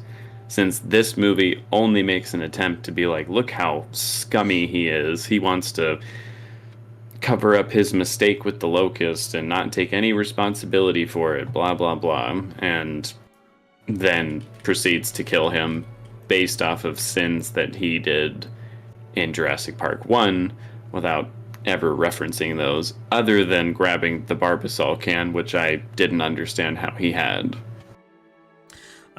Jurassic Swine says that they could have put a twist on his death, made it an adult Dilophosaurus or something, but it was just a bit boring and on the nose. Meanwhile, Alan, Maisie, and Owen are off into this, looks like a boiler room, to find Baby Beta, where we have another scene that I will be talking about later in my Unforgivables, where Maisie and Alan and Owen all do the Poxy hand thing to distract Baby Blue so that Owen can trank it, thus fulfilling the promise he made to a dinosaur, which it's nice that Jeff Goldblum pointed out to him that making a promise to a dinosaur was preposterous. It's just a shame the movie doesn't believe that. Yeah, it's like, no, it isn't preposterous. They have a bond. Like, it's a raptor, dude. But having accomplished this, Dr. Wu shows up after having been missing for the last hour or so, to tell the rest of the cast the aim of using the locust to stop the problem. And again, here, this is Dr. Wu encountering Alan and Ellie and Ian for what we assume is the first time since Jurassic Park 1. And this is also the first time for Owen and Claire to directly talk to Dr. Wu for the first time since Jurassic World 1, and the film makes no attempt to have a conversation at this point to discuss Wu's involvement with the original park and the events of the previous 2 films. It's like this film is just because he's sad about it. It's like this He's like, film is scared of referencing the fact that the other movies did actually happen and do actually exist. They only want to use them for referential nostalgia. They don't want to actually have an interesting conversation. And this whole opportunity is again removed so that we can have yet another action scene with a big kaiju dinosaur fight. You know, the one great chance the movie had with all of the cast and with Doctor Wu, and it missed it. Yeah, I mean, they just briefly bring up that it seems like Ian Malcolm is the one who is just like, no, we shouldn't trust this guy. I hate what he did, essentially. And then they all say, yeah, well, he can fix it now, let's go. And then it's over. And you're just like, okay. I thought we were going to have a conversation, but let's get right back to the Giga doing some, and another little fight scene. This leads to the end part of this particular area where the T-Rex, where Rexy and Giga have their fight, which occurs mostly in the dark, so you can't see half of it. In Jurassic World, the kaiju fight between Rexy and the Indo, at least it was well lit. You could see what was going on. But in this film, they keep so much of it in the background and in the dark, you can't even see what's happening. It's also just boring. Like, I feel like even if you could see what was happening, like, from what I could see, they're just kind of, like, gnashing their teeth at each other and just ramming their heads up against each other's sides over and over again, and you're just constantly following the characters sprinting in circles in the area. Like, it's just a boring scene where I don't feel any tension for the human characters, because I'm like, they're quite obviously not about to kill any of them right here. The only one I thought maybe they would kill was Dr. Wu, and they don't, and the only even hint at that is when he gets, like, knocked over at some point during it and then just gets right back up. So, like, it just, there's no tension in it at all. It's just the two of them biting at each other a bunch until the Giga stomps on Rex and, kills it for a sec. Apparently, according to Jurassic Swine, in the extended cut in this particular scene, Rexy has a flashback to, which I assume are the events of the prologue where the Giga attacked and killed her there. That would have been... I almost wish they had put that in the theatrical cut just so I could laugh at this fucking movie. Like, that would have made me probably break into hysterics over how stupid that is. Genetics are the same thing as memory, folks. But yes, we have Rexy faking her death again, like Jurassic World 1. Therizinosaurus turns up, and between it and, well, Rexy gets up, shoves the Giga a bit, and the Giga falls over into the spikes of Freddy Kruegersaurus and dies. Which made me roll my eyes so hard. I was like, they just did a superhero team-up move in order to kill this thing. Are you serious, dude? It was so dumb. And it also kind of completely removes the if this is supposed to be demonstrating that T-Rex is actually the biggest, baddest carnivore around, why does it require the help? Like Jurassic World 1, it couldn't take on the Indo without the Mosasaurus and the Raptor helping. It doesn't really appear in 2, does it? It doesn't really appear in 2. But in this film, again, we have to have it assisted by another dinosaur. And wait, doesn't it kill some dinosaur when the volcano's exploding in Fallen Kingdom? Yes, it throws the Carno around. My favorite, Carno's little arms should be the focus of every movie. And I will say what I wanted to say about the T-Rex in the dinosaur section, because I think there's an important point I wanted to make. But yeah, this is basically the end of the film, and we get our happily ever after bit. Ellie and Alan finally are snogging because at last they're together, which is what really should have been the case anyway. I feel like my mind like went completely blank because I don't even remember that happening, and we watched it yesterday. Like I don't even remember them kissing. Kayla Watts has her apparently flirting with female pilot because apparently she's a bisexual, and it was made such a big thing of before this film came out. Because And speaking to another woman, if you're a woman, means you're bisexual, folks. And I want to make it clear, I want bisexual representation. I want more representation in general in movies. I can't stand when people see like a black woman in a movie and they say, "Oh, it's so woke, I hate it." Like, shut up. That's not a reason to hate on a movie. But a reason to hate on a movie is them saying, like, this is bisexual representation, everybody. Look how cool we are. When all she does is speak to another woman. Like, she's not even flirting with her. She's literally just talking to her. To say that that is the bisexual representation of the movie is such bullshit. That actually makes me mad. Thank you, Jurassic Swine. I'm sorry for my loss too. Owen delivers baby Beta back to Blue, and again we have to have Blue acting like some fucking hyper intelligent dog, and apparently understands that Owen has rescued Beta and brought them back. The scene was almost good because she was very territorial and like upset when they showed up and they gave Beta back over to Blue, and then they just ran off. The only one who turns around was Beta, who I could accept because, juveniles, just curious about what's going on. But then they had to ruin it by having Blue come back and give that little look to Owen, like, thanks, man. Like, oh my god, shut up.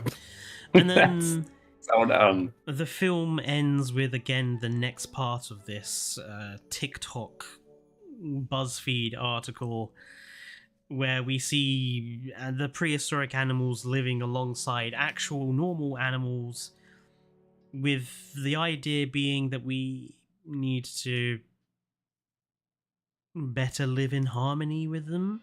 I feel like the film doesn't actually solve the problem it asks at the start. The film asks at the beginning, the dinosaurs being out in the wild is a problem, and we need to find a way of dealing with this. And the whole film is then about a locust problem, which Dr. Wu solves in this particular BuzzFeed section. And he's he's allowed a good ending, which we'll talk about in the character section in a minute. But fuck him. And then this BuzzFeed article at the end establishes that the animals are still in the wild and obviously still a problem. But it's just like the film, at the very start of the film, we see dinosaurs breaking stuff and rampaging and being dangerous, and then at the end of the film we see dinosaurs being peaceful and mosasaurs swimming with humpback whales like they would be friends. No, they wouldn't. So the mosasaur would be killing whales. They would be prey items. You can't just represent at the start of the film the dinosaurs being dangerous, and then at the end of the film the dinosaurs apparently being all peaceful. Yeah, what dinosaur is that that's running with the pack of horses as well? They're the Parasaurolophus. I don't imagine there'd be aggression between the two, but I also don't see a pack of horses who are known to be very skittish of like other species of animals to just be running alongside them when they are that much bigger than they are. Does it make a cool shot for a trailer in a movie? Sure. But to me, that doesn't make any sense. Again, maybe I'm wrong. Maybe one day dinosaurs will get cloned and brought back, and I'll be proven completely wrong on that. But I somehow call bullshit. I don't think a pack of horses would just be fine with them running alongside them. I think they would be running the opposite direction. And then that's the end of the film. So to round up the plot, we have a plot that makes not great sense. It's a plot mostly about a bug problem, not necessarily a dinosaur problem. A plot based a lot on nostalgia for the other movies. Not even good nostalgic references either. Like those, most of them felt very shoehorned in just for the sake of it. Like, you remember that? Do you remember this?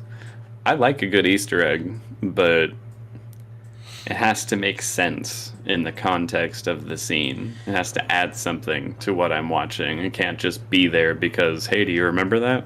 Yes, I do remember that. Thank you very much. Yeah, and a plot which is so driven by pointless, empty action sequences that it never gives itself a chance to slow down and have any sort of intelligent conversation. There was action in all of the Jurassic World Park films, but there was also, in the originals at the least, the slower parts of the movies where they actually had decent conversation about what was going on. The whole 2 times they did it. And just in this film, there was no chance of that because every attempt had to be interrupted by, oh, another dinosaur has come to chase us to the next part of the film. And I'll give them that. There's a lot of different types of dinosaurs in here. A whole lot more than there were in Fallen Kingdom, which I do remember after that movie came out was a complaint of some people's being like, where are the dinosaurs? Like, I feel like there's not enough dinosaurs in this movie that have any substance or reason for being here. There's like the stampede sequence and then the black market sequence at the end, and other than that, don't really get much from the dinosaurs. Here, you do get a lot of prehistoric animals, but just for fleeting moments. Like, they're there, they chase you around, they go away. And that's it. Like, there's no reason for any of it. Yeah. Let's have a quick... since we're at the end of the plot section. It's a terrible... Let's just say it's a terrible plot. I hated this film. It's also so fucking long. Like, oh my god. 2.5 hours, and this movie could have easily been like a 30-minute episode on that children's show that I don't want to say the name of and accidentally get the name wrong again. Yeah, and as Jurassic Swine points out, there are so many other little problems, like the Dreadnoughtus suddenly disappear entirely from the film. What is the Dreadnoughtus again? I don't even know which dinosaur that is. The huge, massive sauropod that Dr. Grant has to point out as the helicopter is flying over it. Yeah. Oh, yeah. They're supposed to be in the same area as the Giga and the Therizinosaurus fight. That little courtyard. Why point out... Like, why couldn't that have been a moment to point out the Spinosaurus? Again, that would have been a reference that probably would be a little cheeky. Doesn't really add anything to it, but at least it's some kind of reference to the other third movie. You could have just shown it for a second. Like, oh, look, remember that? Remember that, dude? A lot of people love the Spinosaurus. Would have been nice.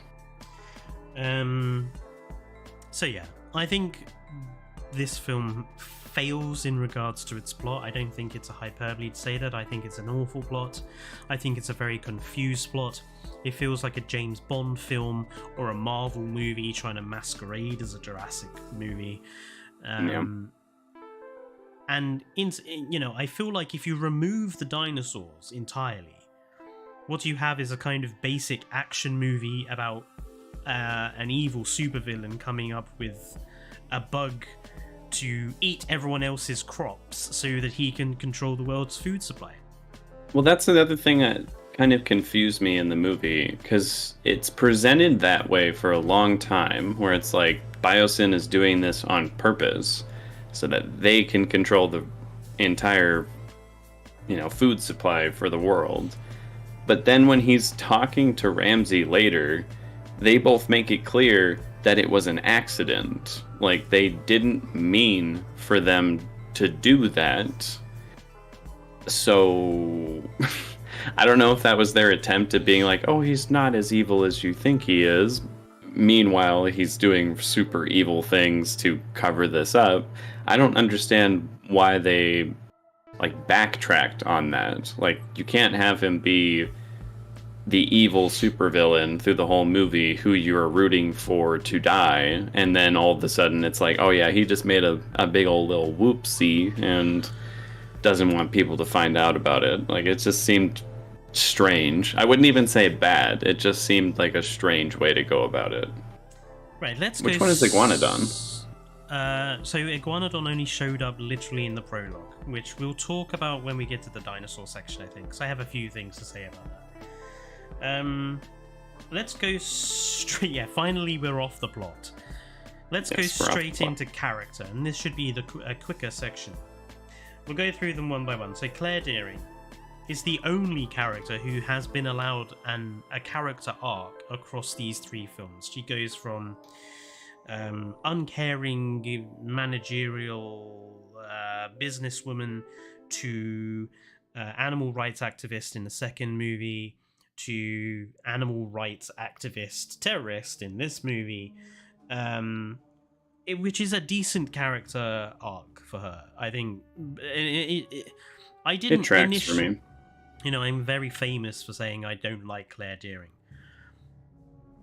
But I think taking all 3 movies into account, I actually do kind of like her character now, because she is the only one who bloody changes across these 3 films and has a character arc. Whether or not I think she should still have held responsibility for what happened at the park in the first place and should be in jail, which she should be at least by most rights. At least she has a character arc. But this film kind of spoils it a little bit with the whole mother angle. Did you want to talk about that? That's a trope I see a lot in not even just modern day movies. It's something that has been a trope in film since film became a thing, where you'll have your, empowered female character going about her business, doing cool things, whatever it might be. And then the final section of their arc in a franchise or a TV show, etc., is that they want to become a mother. And that is their end-all, be-all goal. That's the one thing that really makes them happy, is being a mom. And I think that is kind of antithetical to this idea of having independent women as characters, where it's not inherently bad. Like, to show a woman want to become a mother isn't a bad thing on its own, but it's done so much where, again, it's like, oh yeah, they're so cool and they do this and that, but they're not really happy. They're not really satisfied. What will make them happy and satisfied? To be a caretaker and a mother. And it's just, I find it to be kind of like the anti-feminism way of going about making the character, and I don't like it. It doesn't really do anything for me. In this movie in particular, they don't really do a lot with it, because they have an opportunity for Maisie to call her mom at the end, and they don't do that. So it's sort of just a part of the movie where it's like, yeah, she's Maisie's mom. And that's all she really wants to do and be now, which I just thought was frustrating. I find it to be annoying. What was a character arc for her ended kind of lackluster, with her just going down the, I have to save my daughter because I'm a good mom. I'm like, okay, whatever. Owen is still just Chris Pratt playing Star-Lord. Yeah. He hasn't gone through any character growth in any of these movies. Same as he has been in every single of these films. He's just the macho man who has to be seen doing macho things. Riding motorbikes alongside velociraptors, and riding horses in packs of Parasaurolophus, and getting involved in gunfights and punching out people. It doesn't belong. Shanking the Giga. Literally takes a knife and shanks the Giga. Just... it's embarrassing, really. I find it insulting that they keep comparing Alan Grant and Owen Grady to each other in this movie in particular. I'm like, they are nothing like each other, dude. stop trying to say they're the one-for-one comparison here. Like, they do the same thing with Ellie and Claire, and again, I feel like they are completely different characters, so they're not one for one. But Owen and Alan in particular are like polar opposites of each other. Glitz has called him a poor man's Indiana Jones. That's pretty accurate, I would say. Indiana Jones if he wasn't likable at all. Clone Child. She's alright. I don't really have any strong opinions one way or another about her as a character, because, like, she's just a teenager who is kind of scared during most of the events of the movie. Doesn't really have much of an arc either, aside from having her clearly caring about Owen and Claire. I feel like the film missed an opportunity here to have a conversation again with Maisie about the fact that everything that's happening on the world right now is entirely her fault. Like, she released the dinosaurs at the end of Fallen Kingdom, and the film makes no effort at all to kind of point that out. Like, people are dying because she released the dinosaurs. I still don't take as much issue with it, just because I kind of respect that plot beat from the second one, where she's like, I'm a clone, they're clones, why does my life matter and theirs doesn't? Well, she's I get that. Not a clone, is she? Now, because well, this film retcons in that that movie, that wasn't the case, so, you know. But again, it makes enough sense to me for her to feel that way and to have done that, and they're obviously not going to arrest a child for doing that. If anything, they should have arrested Owen and Claire for not watching their child a little bit more closely in that scene. But I don't know, like, she just doesn't really bother me. I see a lot of you all are very bothered by her, and I'm just like, I don't really care. Like, she's there. She doesn't offend me, but she's definitely not as good as the, original children from the original Jurassic Park movie, who I came to care about quite a lot. Ellie Sattler seems, apart from the whole now she's suddenly terrified of everything trope, she is basically the same as she was in Jurassic Park 1. Yeah. She's alright, I guess. Nothing major. Alan Grant is also basically the same, apart from the fact that he somehow looks up to Owen Grady, which we'll get to with the Unforgivables. Yeah, that was dumb. But Alan is basically the same as he was in Jurassic Park 3.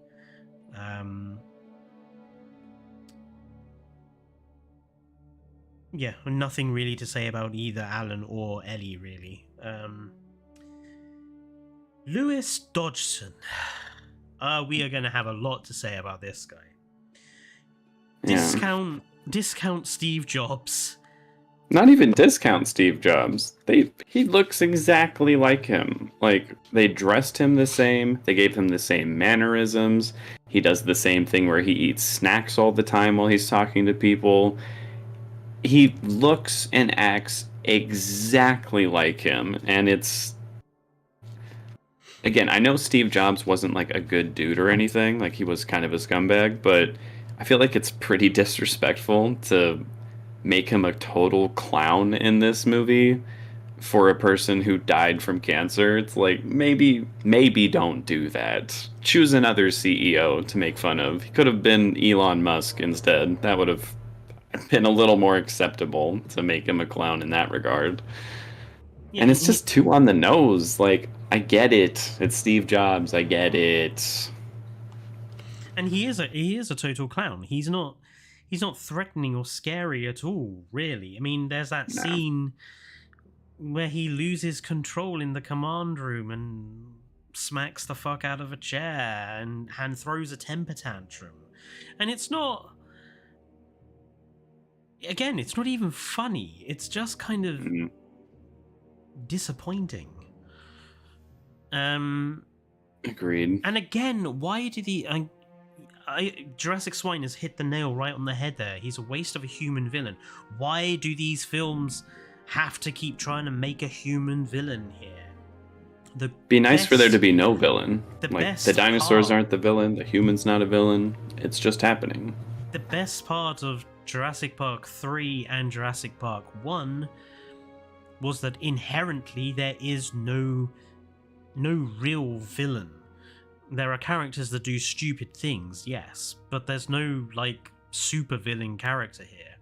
But Jurassic World, we had to have Hodgkins, who militarily invades the island. Jurassic World Fallen Kingdom, we have to have an idiotic rich person wanting to sell the dinosaurs. And in this film, we have to have Steve Jobs. Like, why do we have to have a villainous human character here? I didn't get it. Especially it seems to me like it seems to me just like the cynical view of humankind, which I agree with. I'm like, humans do suck most of the time, and I get kind of where they're coming from, being like, yeah, the dinosaurs aren't the villains, it's the humans who are exploiting them or doing this or that. But we've done it so many times at this point. I'm like, can't we just have a movie where, you know, there is no villain? The conflict of the plot is trying to resolve this ecological disaster of introducing all these new species into a world that they're not really designed for. Trying to figure that stuff out. Like, yeah, you can still have dinosaurs chase and eat people in a way that doesn't make them movie monsters or villainize them. They're just animals who are dangerous in their own regard. Same way they did it in Jurassic Park, where the closest you get to a villain moment is the raptors, where again, they're not super villains, they're just looking for food. They're hunting, that's what they do. And he is the only member of the prime cast as well to die. Like, again, which is also something else that surprises me about this film. There's so very little death actually in this movie about dinosaurs. And he is the only one of the not red shirt cast to die. And it is a deserved death, but as I've already said, because this film kind of is scared about talking about his role in Jurassic Park 1, the irony of his death is kind of lost. Yeah, like I didn't make the connection until it was pointed out by you. And Barger, American capitalists are the villain, so that is a fair thing for these movies to say. Ramsey, you like him. I thought he was kind of throwaway. Like, he's the spy that's dealing work on the inside and eventually reveals himself to be a spy. And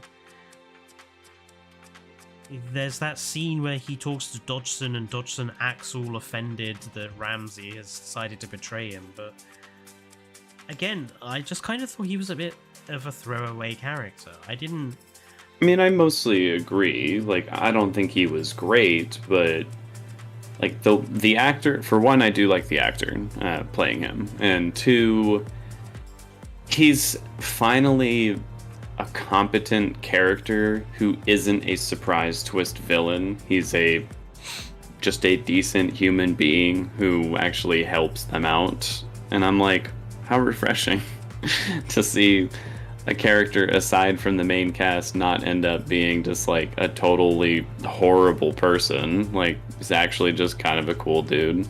Pretty inconsequential, but again, no offense was taken by his inclusion in the movie for me. I was just like, all right, whatever. He's all right. Ian Malcolm, what a... Oh. I actually think this is one of the... It's not an unforgivably bad for me, but it is bad. Like, he is not playing... Jeff Goldblum is not playing Ian Malcolm in this movie. He is playing a parody of himself, which is not who Ian Malcolm is. Ian Malcolm was an arsehole, but he was a clever, intelligent arsehole, making a good point. True. In Jurassic Park 1 and and the second movie, The Lost World. Here, he's just kind of a drunken parody of himself that tries to act funny.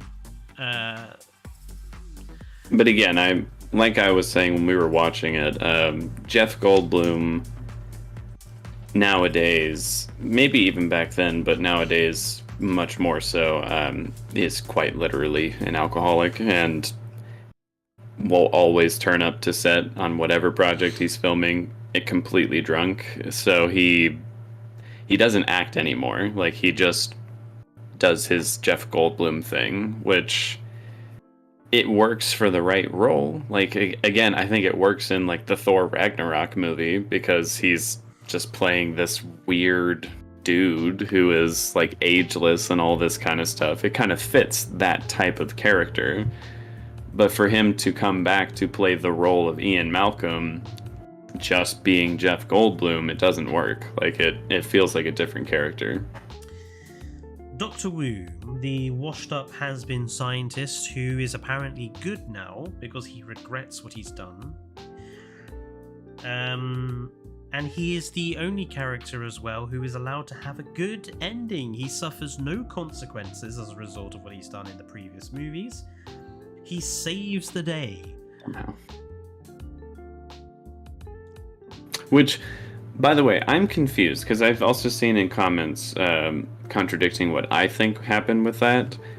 I got the impression that he was using the genetic pathogen to disperse amongst all the rest of them to essentially calm them down so that they don't cause an ecological disaster. But I see other people saying that it was to kill them all off. But I swear in the movie he was saying it wasn't going to kill them. It was just to make them not ravenously eating everything they see. But I don't know. I don't know either. I just know that he wanted to do something and he had to get them all at the same time. But again, why does he deserve to have a good ending? Like, of all of the people that were gonna die in this movie, I thought Dr. Wu was going to be the one that died because he is the bad guy. They ruined Dr. Wu's character by making him the bad guy in the previous two films. And again, they didn't have the bollocks in this movie to keep him as the bad guy and to kill him off. They went back on it all and quickly was like, oh no, now he's a good guy and we're all sympathetic because he's a washed-up scientist working for Dodgson. But you Which is again turned him unfortunate. into the bad guy in the previous two films.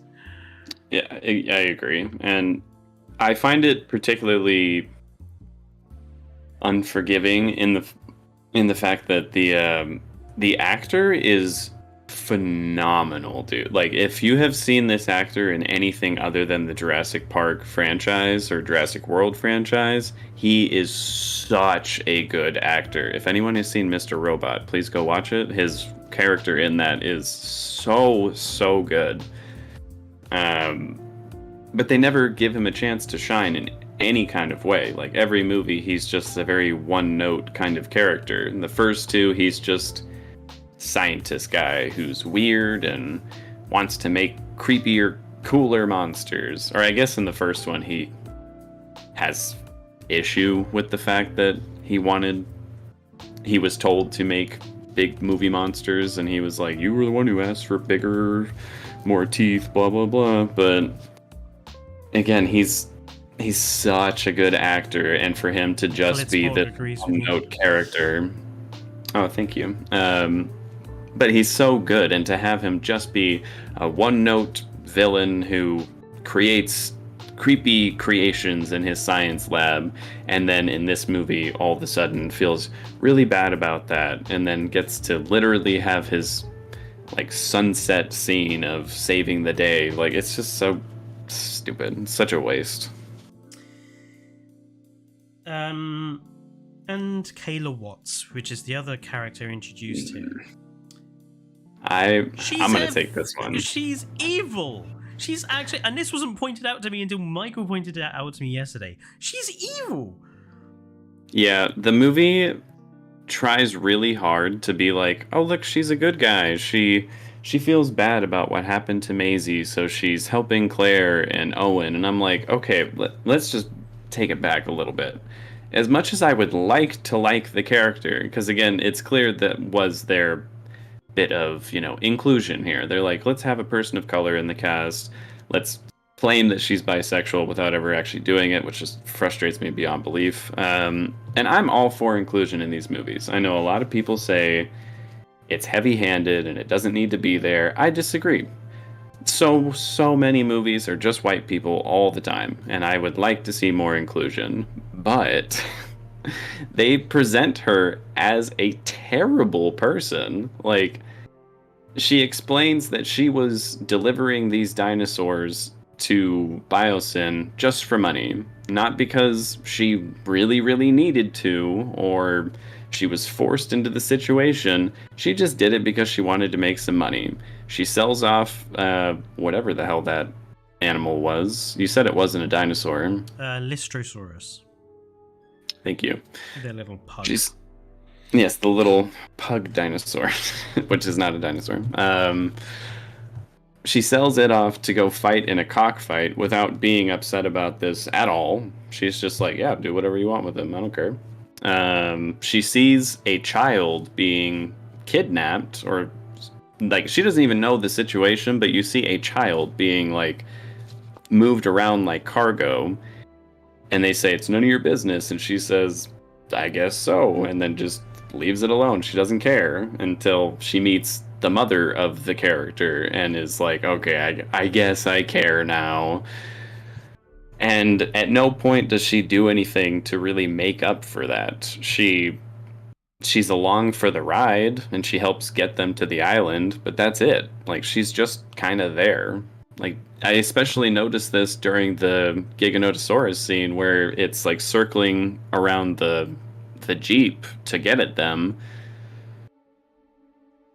Like, she's just there with the crowd, and seeing her there with that huge group of people, I'm like, why are you here? Like, what exactly is your purpose in this movie? And by the end of it, there is no purpose in the movie other than she can fly a plane to get them in, and she can fly a helicopter to get them out. So I don't understand the purpose of the character, and I feel like they portrayed her as a hero when every bit of evidence points to her being a very terrible person. Yeah.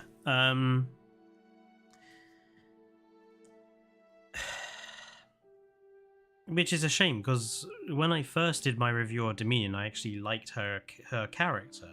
But having watched this with you, and you pointing out to me that actually she does some pretty evil, fucked up shit here, and the film makes no attempt to sort of justify her actions, to make you kind of understand why she's doing it. No, it's just because she wants money, so she's going to be evil. And then she decides to switch. It's like, that's not very good character development, to have your character who is doing evil stuff suddenly turn on a dime and now, we're going to be the good guys, because reasons. There's no explanation for it, really. Like, I mean, even when Claire shows her the picture and she recognizes Maisie, she's just like, I can't get involved. And then later shows up in the truck to get her away from the Atrociraptor because, I guess, like, there's no reason for her to have changed her mind. She just does. And she at no point expresses any kind of remorse for having subjugated, like, all these animals to, like, brutal fighting and selling them off to black market individuals or to BIOSYN. She just doesn't care. Like, she just exists and is the hero when the movie tells you she's the hero, and it doesn't sit right with me. I mean, and again, I wanted to like the character. I wanted to be like, everyone's complaining about woke SJW bullshit, and she's actually super cool, but she's actually not. She's actually kind of awful. Just like thinking about the characters we have here, I'm just gonna label them all. Like, most of them can be wrapped up with like one word, really. Ellie is just Ellie, because Ellie doesn't go through any change at all. Alan is just Alan, because he doesn't go through any change at all. And Ian is just Jeff. Like, Jeff. My name Jeff. I feel like by the time the film actually ends, none of these characters are greatly different to when the film started. Yeah. Really? So again, what was the point of the film if all the characters are just basically bloody identical? I mean, it seems the point of having Ellie and Alan in here ultimately was to finally get them together, which... Yeah, as Jurassic Swine says, nostalgia baiting. Yeah, I just don't care. Like, I know people really hold those two characters dear to them and were upset that in the original trilogy they never did end up together, but I don't care. Like, I like the characters too, quite a lot, but their romantic interest in each other is very superfluous. Like, it's not important to me. So for that to be like the end point for the two of them, I'm like, whatever, dude. I literally don't care. Jeff Goldblum just, is Jeff Goldblum through the whole movie, and he gets his one good line. I will give him that, but that's it. Right. Owen does nothing. Like, he's just Owen in every single goddamn movie. Moving on to the dinosaurs. So this section is to discuss the design of them, but also the use of them. This is where I sit back and learn something, because I don't know nothing about dinosaurs. Sorry, everybody. So there's a few things I want to say about this at the very beginning before we go through these species. Number one, there are more than 40 dinosaur species represented, or dinosaur genera, not species, genera, presented in this film. It's a lot. That is more than any other film. And I think it's more than the first 2 or even 3 Jurassic Park films combined. Which leads me to the comment of, there are too many dinosaurs in this film. I mean, considering none of them have any kind of...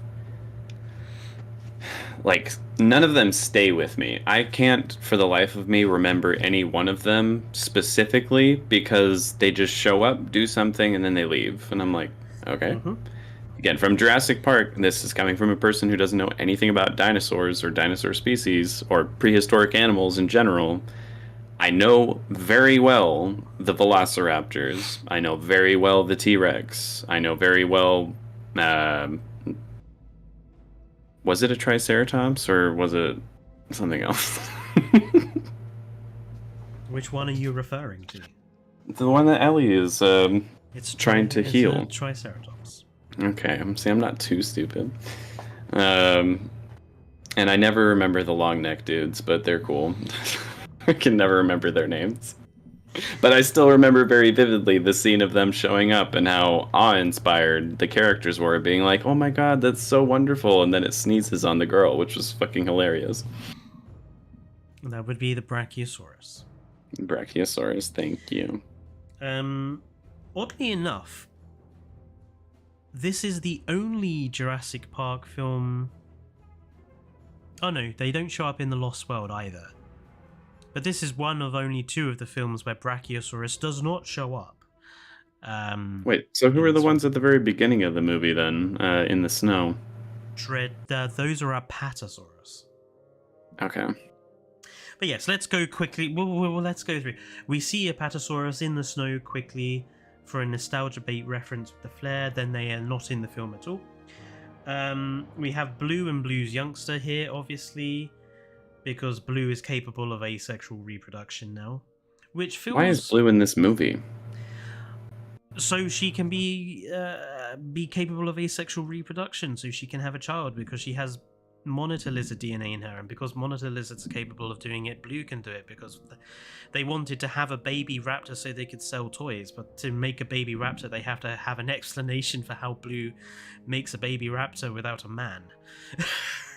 Okay. I mean, most of the movie I was just like, why is Beta or Blue in this movie? I don't see the point. It seemed like Maisie had more of a plot pertinence than either of them did, but yeah. In Malta, we have the Carnotaurus and the Allosaurus. The Carnotaurus with the broken horn and the black and red skin. I actually really like that particular Carno design, which I call it the demon skin, but I think it's Toro or something. I know there's an actual proper name for it. When does it even show up? I don't remember. It's in one of the cages in the black market in Malta when it activates and it tries to eat Owen, but Owen does the hand thing which stops it and the Allosaurus. Okay, yeah, that's right. I mean, Carno's still my favorite. Just, I love its little arms. They're so cute. We also, in the black market, we have Dimorphodon, the pterosaur. We have Microceratus here. What is that one? It's like the little thing that only appeared for like a quick second so someone could pick up the awful animatronic. And this is something, we'll mention it now here. The animatronics in this film are bad. The Microceratus animatronic especially, and the baby blue animatronic, the Giga animatronic, they're just bad. And they're bad because they're not being made by Stan Winston, who's the company who has done all of the animatronics of the Jurassic World films. They went with a completely different company I've never heard of. And when I looked them up online, none of their other stuff is anything like this. But they're just really bad looking animatronics. They're rubbery and they look cheap. They look like toys. I feel like, again, I think the purpose of it, I could be wrong. It might just be the company who made them doesn't know how to make animatronics super, super well. But I think the goal was to make them a little janky. Because, again, in the Star Wars movies nowadays, people lose their freaking minds when they use janky animatronics because they're like, oh my god, it's just like the originals. I love seeing this terrible animatronic work, which I personally don't. In some ways, I'm like, oh, cool. It makes me feel a little nostalgic, but I would prefer, honestly, if they just use CGI. People have their complaints about CGI, but I'm kind of tired of bad-looking animatronics in general. But because people lose their mind over it in Star Wars, I feel like they thought the same thing would apply here, where it's like, oh, people will see the janky animatronics and they'll like the jank in it. They'll be like, oh, cool, it's not CGI. They have something real there. But I don't know how other people responded to the animatronics in this movie. We have Dreadnoughtus, again, is literally only there for a flyby. The Atrociraptors, one of 3 species of raptor that this film forces in for some reason, because normal raptors are not enough. We have to have 2 other raptors that sound even cooler than Velociraptor. They just look kind of boring, I thought, though.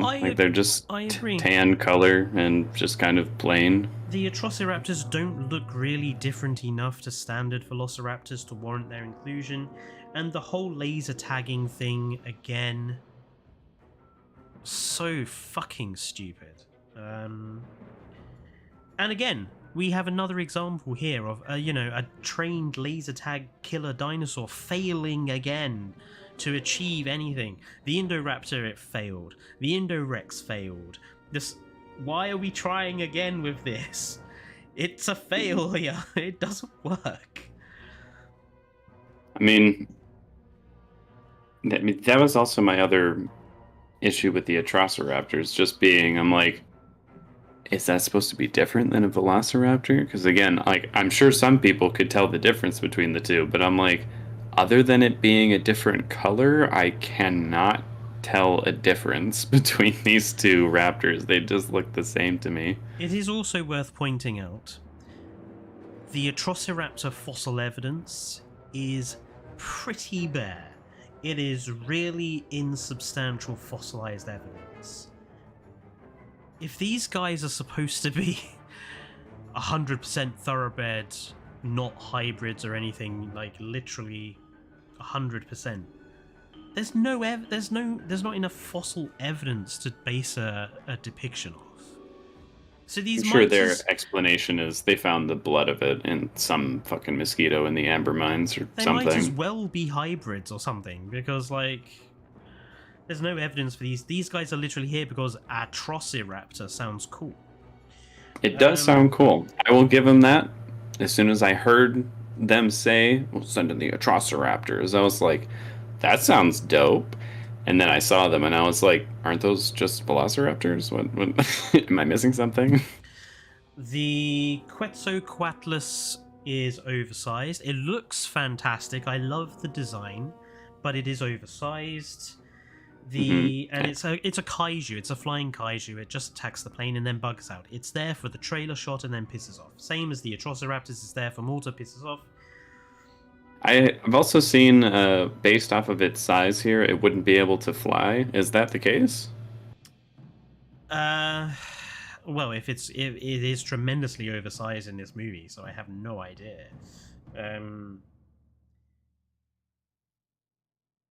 I just have more of a problem with the fact that it behaves like a kaiju.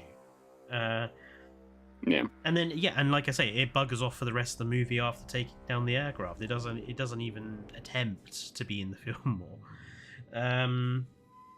The pteranodons are literally only here to try to kill Claire as she parachutes down, and then they're also flying past so fast I can't see them. I'm like, I couldn't tell what their design even really looked like because they're just shooting past the camera so fast.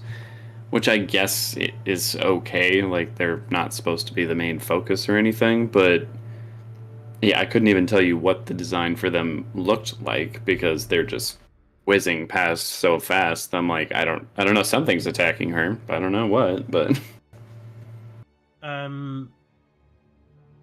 Therizinosaurus, brilliant design, actually one of the few representations in the film that is accurate to the fossil evidence. And looks so cool. Looks really cool. And to be fair, like, the Therizinosaurus could have probably held the film up on its own.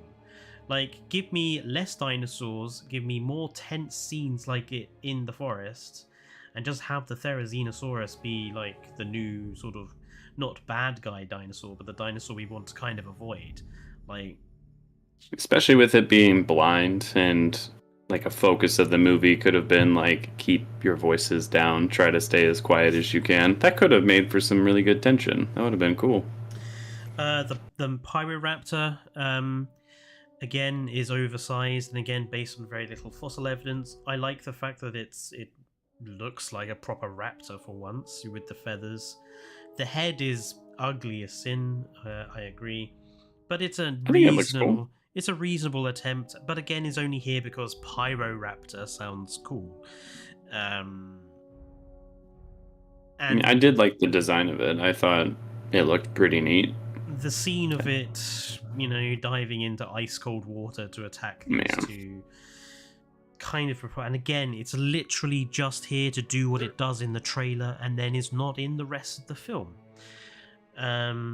So many of the animals that this film forces in are just left after their 30-second slot in the movie. Very few of these animals, the Giga, the Theri, Rexy, they're the only ones that really show up again and have any real purpose to the movie. The rest are just here for a quick shot or a quick section, and then they go. And what's the point? Don't really know. Couldn't tell you. Didn't you see the compies at some point in it? Oh yeah, the compies as well.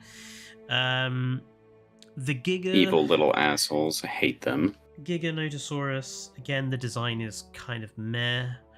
I do have a problem with this idea that it's the biggest carnivore the world has ever seen, because that depends on what you classify biggest as.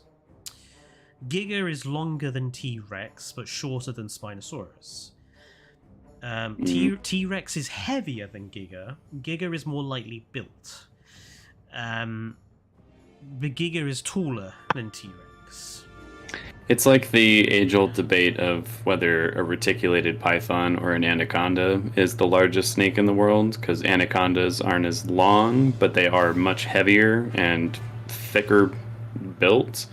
Whereas reticulated pythons, again, much, much longer, but they're more slender, both extremely deadly and very, very aggressive. T-Rex has the stronger bite force as well. T-Rex's bite force has been calculated to be a lot more than Giga's. Giga is built for speed. T-Rex is built for power. Spinosaurus is... I don't know. Tomorrow, Spinosaurus fossil could change entirely, because Spinosaurus likes to change its shape every couple of years. But again, brings back to your point that why not just present the Spinosaurus again? I mean, that is legitimately bigger than T-Rex. Like, just bring it back. Why have the Giga?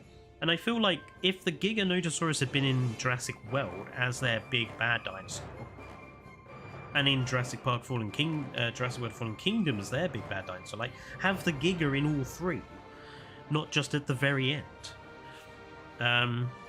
Yeah, I mean, I could care less about the Giga. Like, when they killed it, I was just like, okay. Dilophosaurus are here again just for their one scene with Claire, and then they bugger off. Still very cute, though. Very cute. Terrible looking animatronic again. And the Dimetrodons are here again just to be involved in the chase scene. We don't really get a good look at the Dimetrodon because it's in the dark caves. It's an okay design, not very accurate, but whatever. But the point is, the dinosaurs in this movie are only here to chase the cast from one place to another. And if you remove them entirely from the movie, it doesn't really change too much. Like, they don't really serve a massive point in the plot, because the whole plot is about going and solving the locust problem and going and saving the clone child. Like, if you remove the dinosaurs entirely, you just have a thriller about a kidnapped child and a supervillain. Who likes bugs. They only exist to sell toys, exactly. And I find it a kind of a flimsy excuse that they get everyone into that valley, because it's clear they realized after making the second one, they're like, we don't have a Jurassic World to send them to anymore. We don't have a Jurassic Park to send them to anymore. So, I don't know, they're going to this random island that's just filled to the brim with every dinosaur you can think of. And you're just like, okie doke.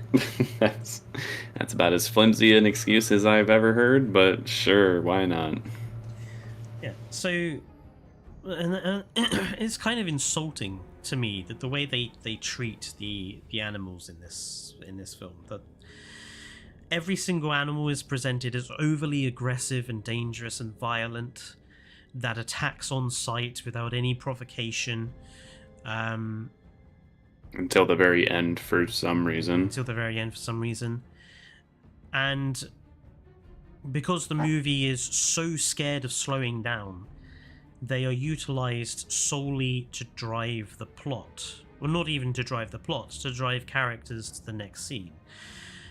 Which I think is very insulting for the franchise. Jurassic Park, the dinosaurs are only on screen for, I think it's something like 7 minutes or something along those lines. When they show up, they're memorable, though. Very. Yeah. Every single use of the dinosaurs in Jurassic Park, in The Lost World, and even in Jurassic Park 3 to a lesser extent, the dinosaurs are being put on screen for a precise purpose in that scene. Wait, it's not an island that they're on? Sorry, Barker just brought it up. Yeah, the Dolomite Mountains, it's in the Alps.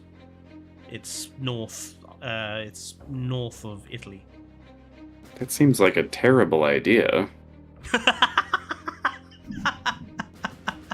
Yes, it is. Like what, they didn't think any of the dinosaurs might be able to get up over the mountain? I guess they have a force field or some future tech that doesn't exist. I mean, it's worth pointing out, like, why is a Pyroraptor on top of your dam? Like, isn't it supposed to be in the valley? What's a Pyroraptor doing? The whole movie, I thought they were on another island. That changes things. You've just blown Michael's mind, Bug. Yeah, and chalk it also up to another thing they did not make super clear in that movie. I mean, I wasn't going to say this because I didn't want to make a geographical faux pas, but Berger makes a good point. You've got all these snowy mountains, and then in the middle of them is like a rainforest. I don't know the area of the Alps or the Dolomite Mountains where this takes place, but that seems to be kind of an issue, because it's like we have this massive ice field that goes up to the dam, and then after that it's rainforest. That doesn't strike me as particularly...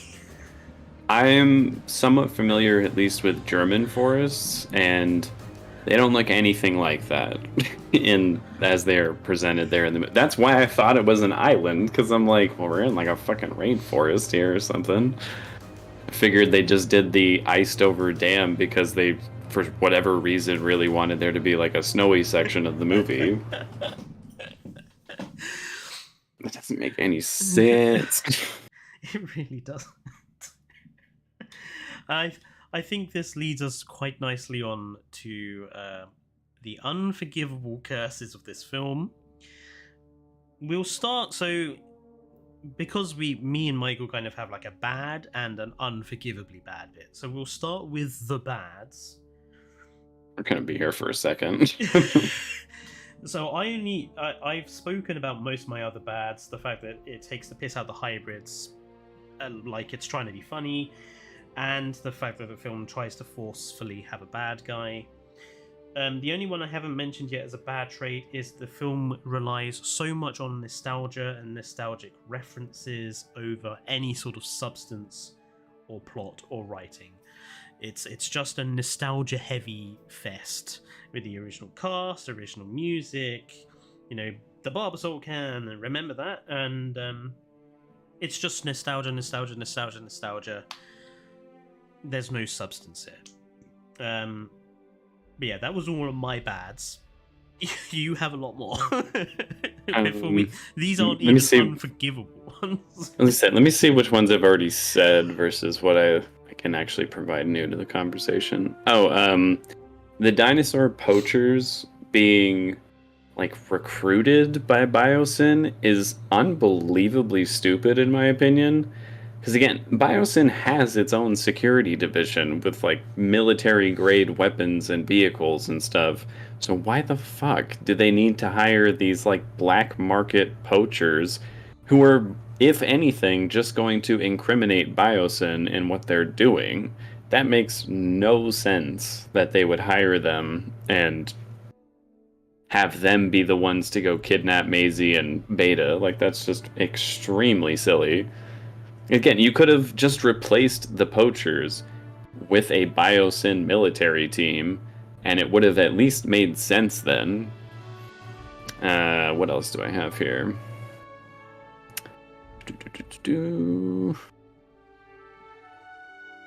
I mentioned that. I'll mention this again just because I find it to be really frustrating in the movie. How they, again, try to claim that hybrids are such a stupid idea when for 2 movies in a row they're like, no, this is cool, dude. Like, you love this shit, don't you guys? And after enough people said, no, you're not, you're not doing it well. Like, if you could do this as an idea, but you're not doing it well enough for anyone to really enjoy it a whole lot. So, no, we don't like this. And now all of a sudden they're like, yeah, that's really dumb, isn't it? We only have like real dinosaurs here. None of that hybrid nonsense. Like, shut up, man. You can't for 2 movies in a row claim that it was so cool and now claim that, oh no, it was just those characters who thought it was cool. We, the writers, and this group of people, they think it's stupid. Like, no. Good try, but no. And just in general, the overuse of disastrous things happening to the main characters and them walking away without a scratch on them. Like, I think the one character to receive like an actual injury, and it's extremely minor, is Claire. Because after she falls from the plane, and the pterosaurs attack her, and she like falls into the trees. She has like a little cut on her cheek, and I think that's it. Like, I think that is. Oh, I guess there's also Owen gets his hand cut open by Blue, like way earlier in the movie. But again, during any of the situations where they would actually be injured and hurt, flipping a Jeep end over end down a hill, crashing a plane into a frozen lake, all these different things, they're completely fine. Like, no scratches, no bruises, no nothing. To the point where at the end of the movie, when the paramedics are like attending to their injuries, I'm like, what injuries are you even attending to? What are you wrapping up? Nothing happened to them. They walked away from everything like it was completely fine. What are you talking about? It's just frustrating. But that's about... Oh, wait. Actually, I forgot I have a second page. Yeah, the second page. I mean, we've talked about most of... Oh, I didn't talk about this. The T-Rex making the Jurassic Park logo as it like walks into the final scene with the little sphere, I think it's like a fountain or something. That was so on the nose and cheesy to me. I hated that. I was like, dude, why are you wasting time referencing the logo for the promotional material when you could actually be telling me a story? Like, what are you doing, dude? It just irritated me. I thought it was way too unnecessary. Yeah, like I said, if that was the only like nostalgic / referential thing they did, I would be fine. But it's just one of many in this film. It's just not necessary. I wanted to bring up one more bad thing. And that's the prologue in its entirety. Like, we weren't going to use it in our plot discussion because we wanted to stick to the theatrical version. But the prologue in itself, this whole idea of the Giga and the T-Rex having a fight 65 million years ago, which somehow they remember to now, is preposterous. That's not how genetics work. It's not how genetics work, but it's more preposterous. I know that works. It's more preposterous for the fact that the Giganotosaurus and the T-Rex lived at two completely different times in Earth's history. They are divided by tens of millions of years of evolution. The writers didn't know that. There's no way the director of this movie even did the research to figure that out. And they lived in totally different parts of the world. And if a dinosaur film cannot even fucking get that right, like, you can't even present the paleontology of your movie correctly in a prologue which is supposed to represent, or this is actually, you know, true representation of the dinosaur times. We've got feathered animals and stuff. Furry T-Rex. And then you present two animals that have a kaiju fight that never would have met, that lived in different parts of the world at completely different times. Fuck off, Colin Trevorrow. Seriously. Like, that's really bad. Almost unforgivably bad. But it's not unforgivably bad because we were not going to talk about it because it's not in the theatrical version. But irrespective, that is bad. And again, like, considering none of the movies are 100% accurate to how these things work, I can sometimes let that kind of stuff slide, especially as a person who doesn't know anything about it. Like, I had to be told that they weren't existing in the same time period and everything for me to even know that. But I think they do push it. Like, considering Jurassic Park gets more of a pass because, you know, oh, that makes me sad. 30 years ago, we knew less about this kind of stuff. We didn't have as much evidence for these things as we do today.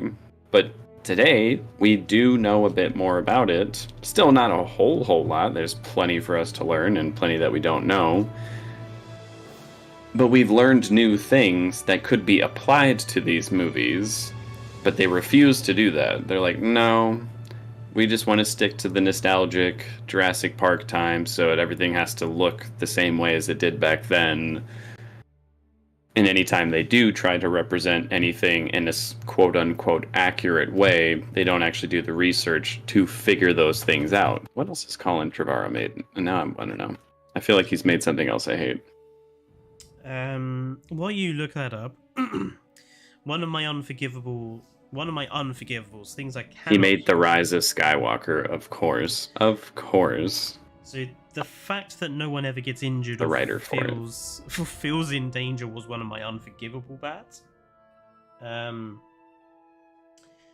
Let's get on to a one that we both can agree with, and it's this very picture, actually, here. The fucking hand thing.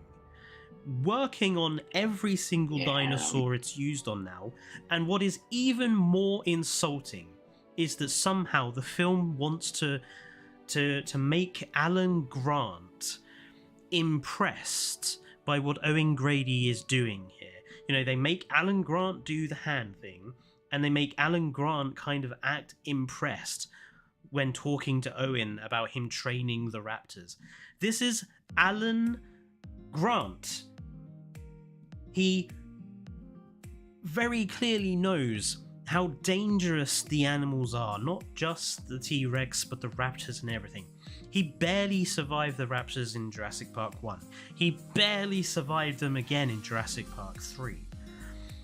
And in Jurassic Park 3, it's quite clear that he also has a bit of PTSD from these things. The fact that he acts impressed at what Owen is doing here, it's just completely not in line with his character whatsoever, and I think it's really insulting to the character of Alan Grant that they turn him into this like fanboy for Owen. It's disgusting. I wanted to see Alan Grant sit there and say to Owen, you're a fucking idiot for even thinking that you could house train these super dangerous animals that have almost killed me twice. But no. Yeah, it seemed like their way of being like, oh, there seems to be, you know, some issues with people where some people prefer Alan Grant and some people prefer Owen Grady, so let's have them be buddies in the movie so that everyone can be happy, when that makes zero sense. I'm like, Alan Grant is nothing like him. If he had learned about his training of raptors, he would think he is an absolute insane person for doing that. And Alan Grant also is not a huge fan of the whole bringing dinosaurs back to life thing, because he knows how dangerous it is. So, like, it doesn't make any sense. And then, again, to have him also partake in the hand thing, I agree, it feels kind of disrespectful to the character. It's like, dude, you are really pushing it. The next one I had in my Unforgivables, very simple. The fucking locusts in every single way. Why are they here? This is a fucking dinosaur film. Why is the plot primarily about the locusts? If you wanted to make a film about the environmental difficulties of anything happening, use the dinosaurs. I thought that was the whole point of releasing them in the first place. It seemed like, based on the promotional material for the movie, that was what they wanted to do, or that's what they claimed they were going to do, at least. Were showing, yeah. And then all of those scenes were cut from the movie, and it wasn't that at all. Again, I kind of liked the extended cut scene showing the T-Rex like stomping through the drive-in movie theater. Just because, again, it did feel not realistic, I wouldn't say. Like, it's still over the top, but at least it shows the chaos such a large animal introduced into modern day could have. Again, it was still over the top, like they went a little too campy with it, but I preferred that to what we actually got in the theatrical cut of the movie, where nothing like that ever happens. It's all just isolated events that have nothing to do with dinosaurs being in the world. Yeah, so that was equally unforgivable. And the last one I had down here is that the film fails to take advantage of bringing the old cast back in the first place.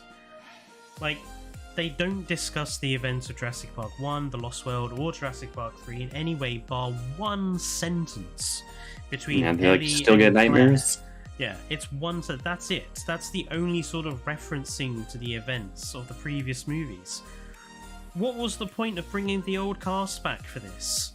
The new cast Just could have nostalgia, done all of it. So they completely messed up the opportunity they had to, actually have some ticket sales, as Jurassic Swine says. Which they didn't need to do, considering Fallen Kingdom and Jurassic World both made a lot of money. Like, a lot of money. And this one would have still made a lot of money without the nostalgia baiting. Maybe a little bit less, but still plenty. Your Unforgivables? What have you not brought up? I mean, again, part of my Unforgivable was Owen lassoing the Parasaurolophus. Did I say that right? Parasaurolophus, yeah. Saurolophus, thank you. With his just bare strength. I thought that was so early in the movie, and it pulled me out of the scene so hard that I was like, I know what movie I'm getting myself into here, and I don't like it. And it just set the tone for disappointment I was going to have throughout it. Let's see. Pretty much everything having to do with the gun shootout and car chase in Malta, I thought was... Again, if I was watching that in my Marvel superhero movie, I'd be a happy camper. That's what I'm looking for. In my Jurassic Park movie, no. That is so unbearably over the top. It's just annoying. Anything having to do with the laser pointers and the raptors is just so dumb. I can't stand it, and goes in my Unforgivables. Trying to lasso a Parasaurolophus is like trying to lasso a truck. Well, exactly. And somehow, because he got leverage on the tree trunk, he was able to do it. No, his arms would get ripped off. Like, that would not work. I also said Alan and Maisie using the hand trick on Beta was just, like, borderline disrespectful of, like, how stupid that was. I also thought the way Rexy kills Giga by, like, headbutting it into the Therizinosaurus's claws was just so stupid. Like, that, again, felt like a Marvel superhero team-up kind of thing to beat the bad guy, and it was just so ridiculous. I could not stand it. And my only other... like, truly unforgivable thing was Blue thanking Owen for bringing Beta back, because she's a little puppy, apparently, and she gets it. Like, she understood his promise, and she wanted to thank him for bringing her back. Makes no sense whatsoever. I have not liked what they've done with the raptors in any of these Jurassic World movies, because it is just anthropomorphizing them to such a degree that it feels like a Disney character. It feels like Mushu from fucking Mulan, basically, and it's so stupid. I really don't like it. I love Mulan, though, just make people aware. So we move on to the last thing I wanted to talk about, which is the trilogy as a whole. What sort of conclusions can we make? I mean, the first thing I would want to say here is these films have been tremendously successful financially. These have all made 100%. a lot of money. My problem is people saying, well, that makes them successful films. They're not successful. They're successful in making money because they rely on nostalgia baiting and they rely on people just going to watch, going to watch the movie and switching their brains off for it. I mean, to be fair, I will sort of take the opposite end of that argument, where I do think it makes them successful films. Because again, at the end of the day, any producer or studio that greenlights a project, they don't care about what people think about the movie, regardless of whether that's something I agree with or not. They care about if it's going to make them money so that they can, get their paycheck and so they can make more. And in that regard, these movies are very, very successful. Like, they made so much money. I know Dominion made over $1 billion. I think Fallen Kingdom did too. I don't think Jurassic World did, but let me look it up just to confirm, and I'll let you continue. But they're all Jurassic World on its own would have been a reasonable movie on its own. I mean, it wasn't great, but it wasn't too insultingly bad. But with Fallen Kingdom and with Dominion, the quality of the writing, the quality of the storyline, it's just a downward spiral. Yeah, and they all made $1 billion, I have found. So, very successful franchise. 3 movies in a row that made over $1 billion. That's, to a studio, that's massively successful. Critically, not even close. Not even close. None of these movies, I think, are worth that.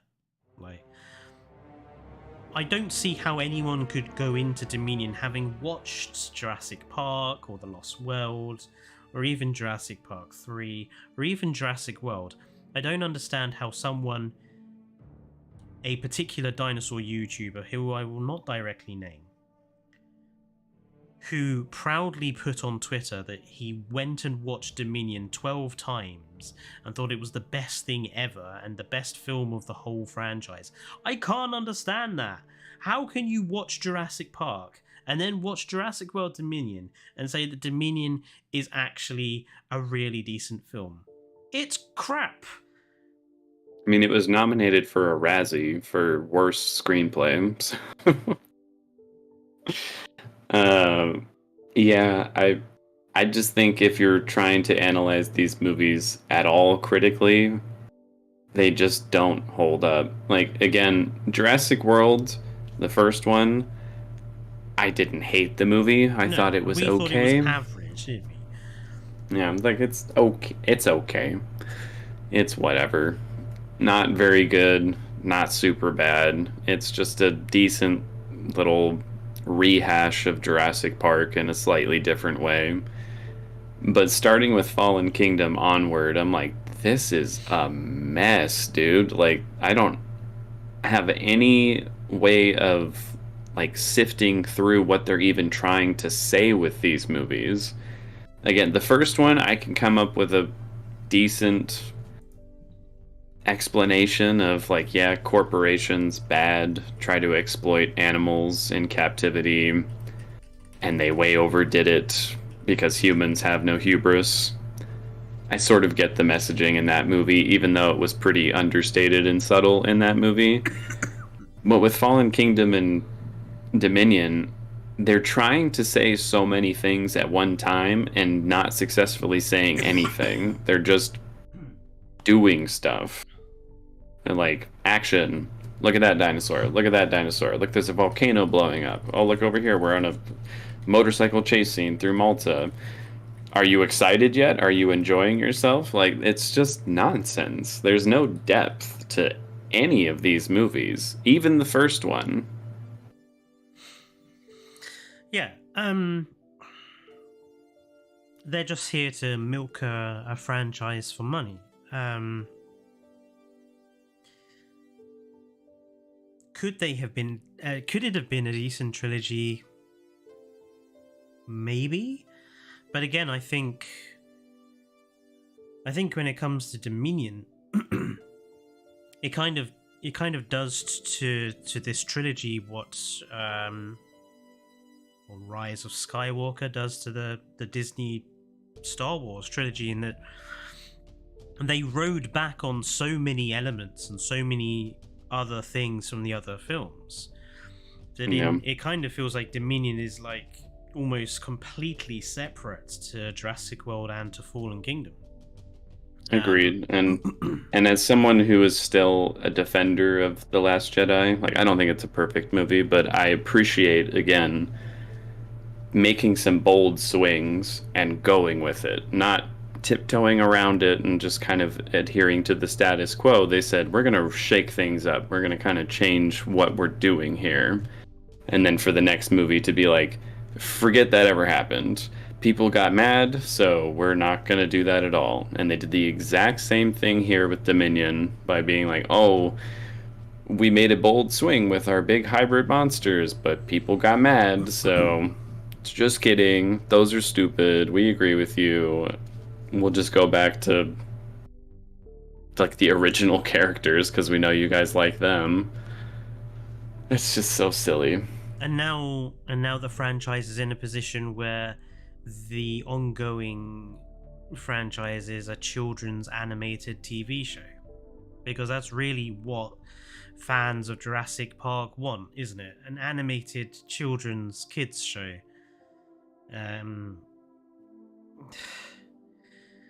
I suppose it's because the way the films have gone now, they probably appeal more to younger audiences than they do to older audiences. I feel like that's actually something that all the Jurassic World movies are kind of at fault for. The first one, not quite as much, but the second, third, and now the new animated kids show, it almost feels like the creators, or not the creators, but the owners of this IP now are basically saying adults can't be into this stuff because adults don't like dinosaurs. That's a phase you go through as a child, which feels kind of insulting to anyone who does actually enjoy this stuff and studies it and finds it very interesting. I mean, because again, that they didn't even do that with the Harry Potter movies, where again, like, it very much starts as like a whimsical kid's story, but they allowed it to grow with the audience, and they didn't go back on that at some point. So, again, to kind of subtly, maybe not so subtly, imply that, yeah, dinosaurs are for children, that seems pretty disrespectful to people who are interested in that. Interesting enough, that's what Bessin Slot said. Bessin Slot said in his review of Dominion that these are movies no longer being made with him in mind. They're no longer his films. And by that I assumed he meant people who were fans of the originals who are now in their 30s, who are older or old enough to see the plot problems and the errors and everything else. And it is, I agree, kind of insulting. And I don't see it getting any better. They're doing another animated kids shows, which is following on from Camp Cretaceous, which looks like it's going to be following on from the events of Dominion. But again, it's a child's show. Like, it's a kids show. Where's the serious stuff for the adult audiences who want to see a Jurassic Park? I mean, again, from a studio perspective, I know why they try to aim all these franchises down more at children and families, because again, that makes way more money. A rated R movie or even a PG-13 movie will never ever make as much money as a PG rated movie or something along those lines. And they'll also not sell as many toys or merchandise to older audiences. Yes, older audiences buy merchandise a shit ton, but not as much as children who are begging their parents for the the beta plushie or whatever it might be.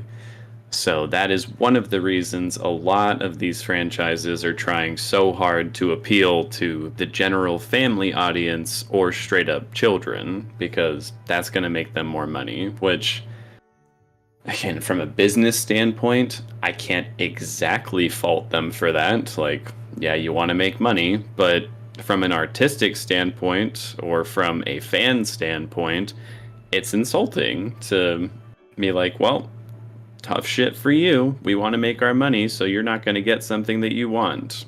We're going to give you something that a 5-year-old wants because they'll give us more money for it. And that's very, very frustrating. Star Wars is doing it.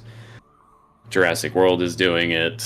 It seems like even Star Trek is starting to veer in that direction, but not as much. But it's a growing problem, for sure. Yeah, I just don't think this trilogy should have even existed. The first film was okay on its own. The other two weren't really necessary, I don't think, and the other two certainly didn't add very much to the plot. Claire is the only one who gets a character arc through these 3 films. Everybody else just stays exactly the same. Yep. And, her character arc worked fine in the first film on its own. The other 2 that came after weren't really necessary.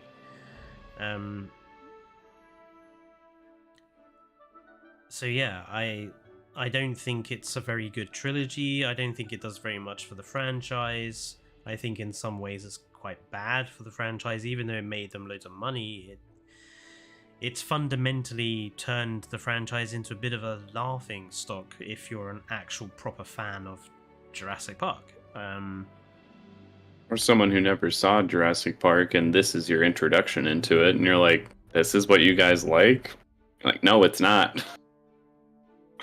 This is what it's turned into. Quickly in chat, what are your folks that are still here? What are your opinion on the trilogy as a whole? Not on Dominion being the conclusion to the trilogy, because Dominion is crap. Like, Dominion is shit. It's in my opinion, it is the worst of any of the movies, and it's probably one of the worst movies I've ever seen. And I stick to that. Having seen it now 3 times, Dominion was really, really awful. The trilogy was a massive missed opportunity. It was a really massively missed opportunity. 1 mediocre film and 2 awful ones. Yeah, pretty much. There was so much more they could have done. There was so much more they could have done with Dominion. I need to do my video on what I would have done for Jurassic World Dominion, and my rewrite for it. I think I probably could come up with a better storyline than the one they brought up. Yeah, making it about the dinosaurs would be a really good first place to start. Just cut the locust plot altogether. I don't understand the purpose of it at all. I mean, they could have even really dived deep into that little poacher scene where it's like, oh, poachers are hunting dinosaurs because it's worth tons and tons of money.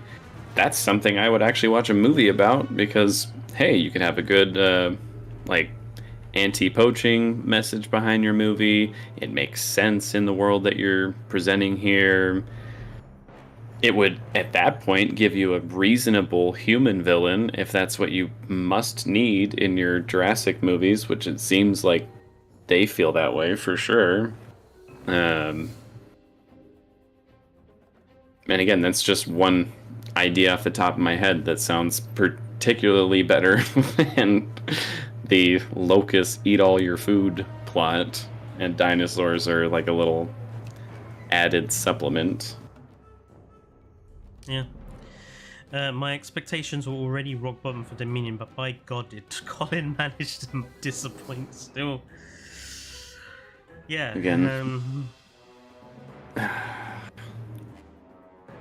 I just don't get how anyone can watch Dominion I think it's good.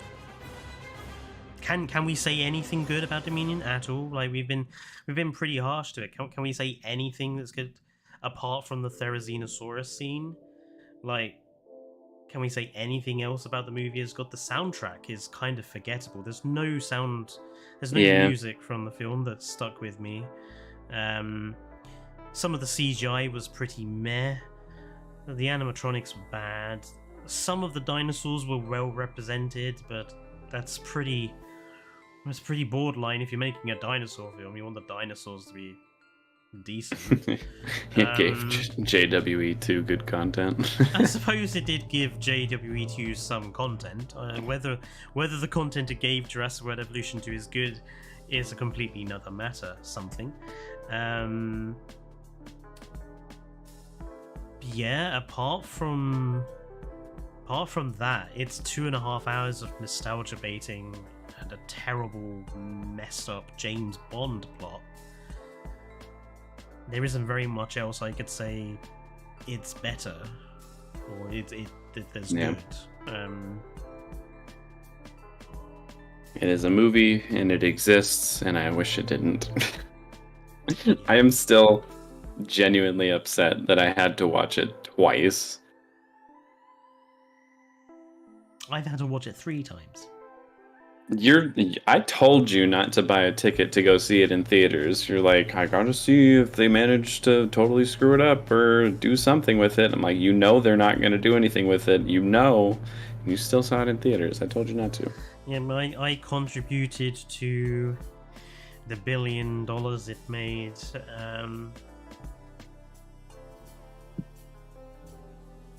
I mean, I did the same with Star Wars Rise of Skywalker, and everyone warned me against that one too, but I was like, no, I feel like it might be good, and then I walked out of that movie theater very sad.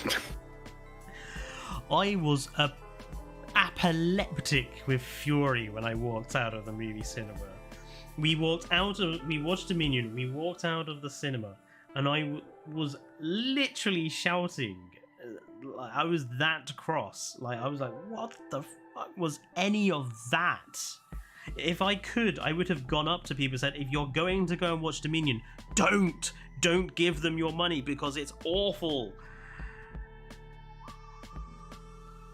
The people have a morbid curiosity with these kinds of things. Like, as sad as it is to say, if they make a Jurassic World 4, I'm gonna see it. I gotta know what they end up doing. It's like watching a train wreck in slow motion. Yeah, it's like, I'm not a big fan of where Star Wars is at right now, but next Star Wars movie that they finally give me, I'm gonna go see it. I'm gonna have to see if they manage to try and turn things around, or if they just drive it into the ground even more. Gotta see what goes on. And to be fair, sometimes, in very rare occasions, franchises have been able to turn it around. Transformers, actually, I think is a good example of that, where those movies are terrible and just continuously got worse and worse and worse. But the Bumblebee movie was surprisingly good. I was actually moderately impressed with that movie, and I could not believe it, but it actually ended up being alright.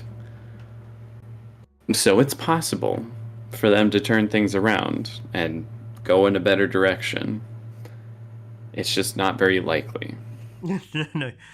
And that's the other thing that this has done. I don't see where they could legitimately take this for a film now. They did. I think they'd have to reboot at this point. They would have to reboot. Just do something else. Do a prequel or remake or something. As long as Chris Pratt isn't in it, that's already a bonus for me. Which, honestly, I may not get my wish, because Chris Pratt is a pretty sought-after actor in Hollywood right now. I'll never understand why. He's good as Star-Lord in the Guardians of the Galaxy movies, but that's literally it. I can't think of any other movie I've seen him in and thought, like, wow, he was really good in that role. Because he just plays Chris Pratt every single time. Yeah, him and Jeff, they just play each other. And that's all they play. um, yeah. So the conclusion to our retrospective review is that Jurassic World Dominion is shit. It Pretty bad. still remains shit. It is the worst. I gave it a 2 out of 10. That's all I could give it in good conscience. I don't remember the score I gave it back when I did the review. I think I gave it like 0.5.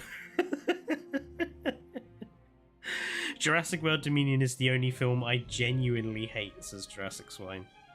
I've got plenty. I've seen so many movies at this point. There's definitely quite a few I can say I genuinely hate, but this is on the list for sure.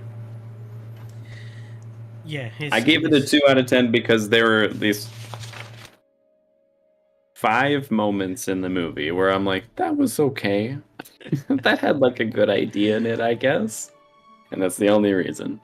And again, because I think Bryce Dallas Howard, for as much hate as the character Claire gets, I think she's a very good actor.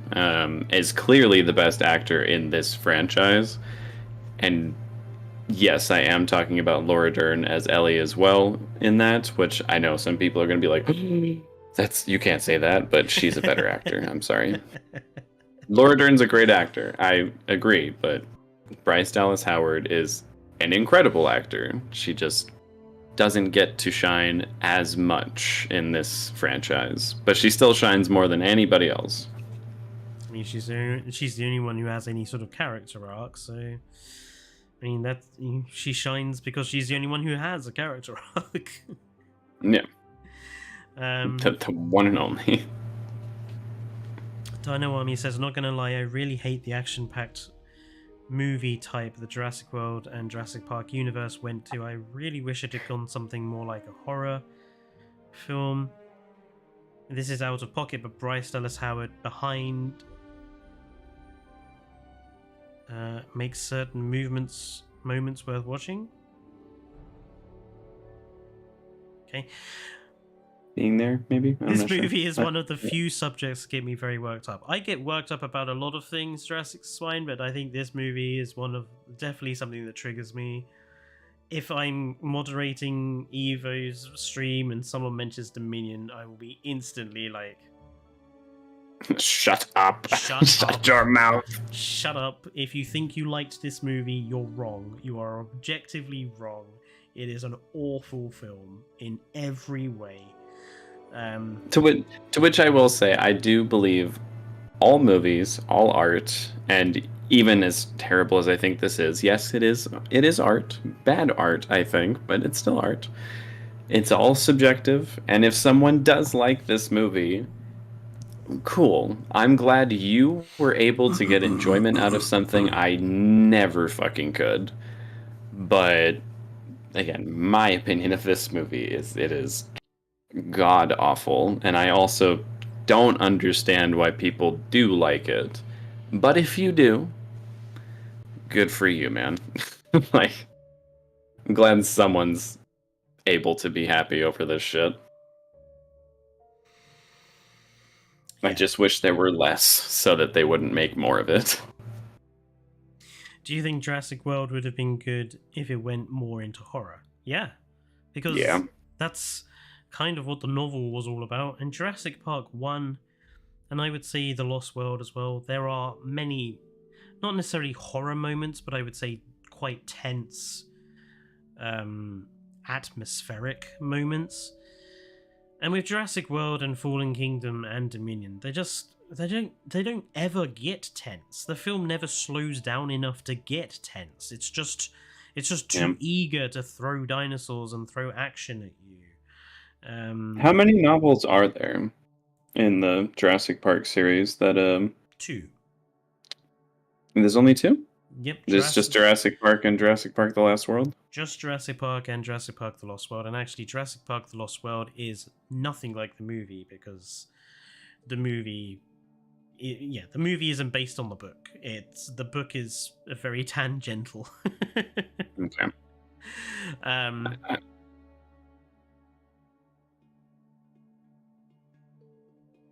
they're very different, the book and the film, like almost completely polar opposites.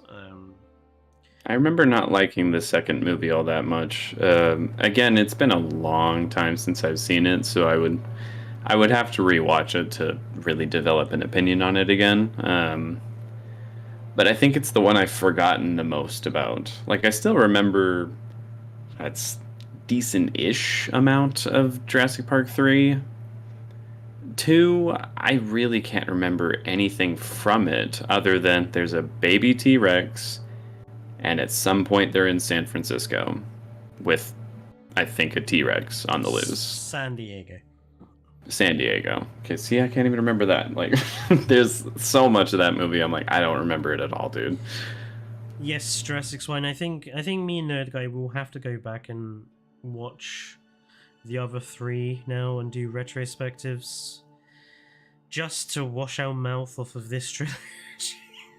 Yeah. I mean, we did fairly recently, maybe like 6 or 7 months ago, rewatch Jurassic Park, the original, which that was real nice. Like, again, it had been a long time since I had seen it, and I'm like, damn, this movie's really good, dude. Like, not even just from a like, oh, it's so much better than the other ones. Just standalone as a movie, all on its own. It's a damn good movie, and really frustrated me that Dominion came as a result of it so many years later. Indeed. Right, well, it is 20 past 11 here. We've been going for, what, nearly 3 hours? Over 3 hours now. But we got the retrospectives done. I want to thank everyone for tuning in to this very special live stream. I'm going to pause the music just so that I can say some things without being interrupted. Thank you for tolerating my lack of dinosaur knowledge. I'm the film guy, not the dinosaur guy. Exactly. You're the film buff, I'm the dinosaur buff, and together we rip apart these films, or this trilogy at least, rather well. I want to thank everybody for tuning in for this very long stream today. And obviously, this was the 2,000 subscriber special, technically, so I want to thank everyone who has subscribed to this point.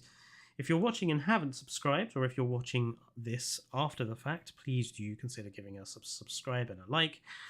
And let me know down in the comments what your overall thoughts are. I want to say thank you for Michael Nerd Guy Productions for joining me on this particular stream.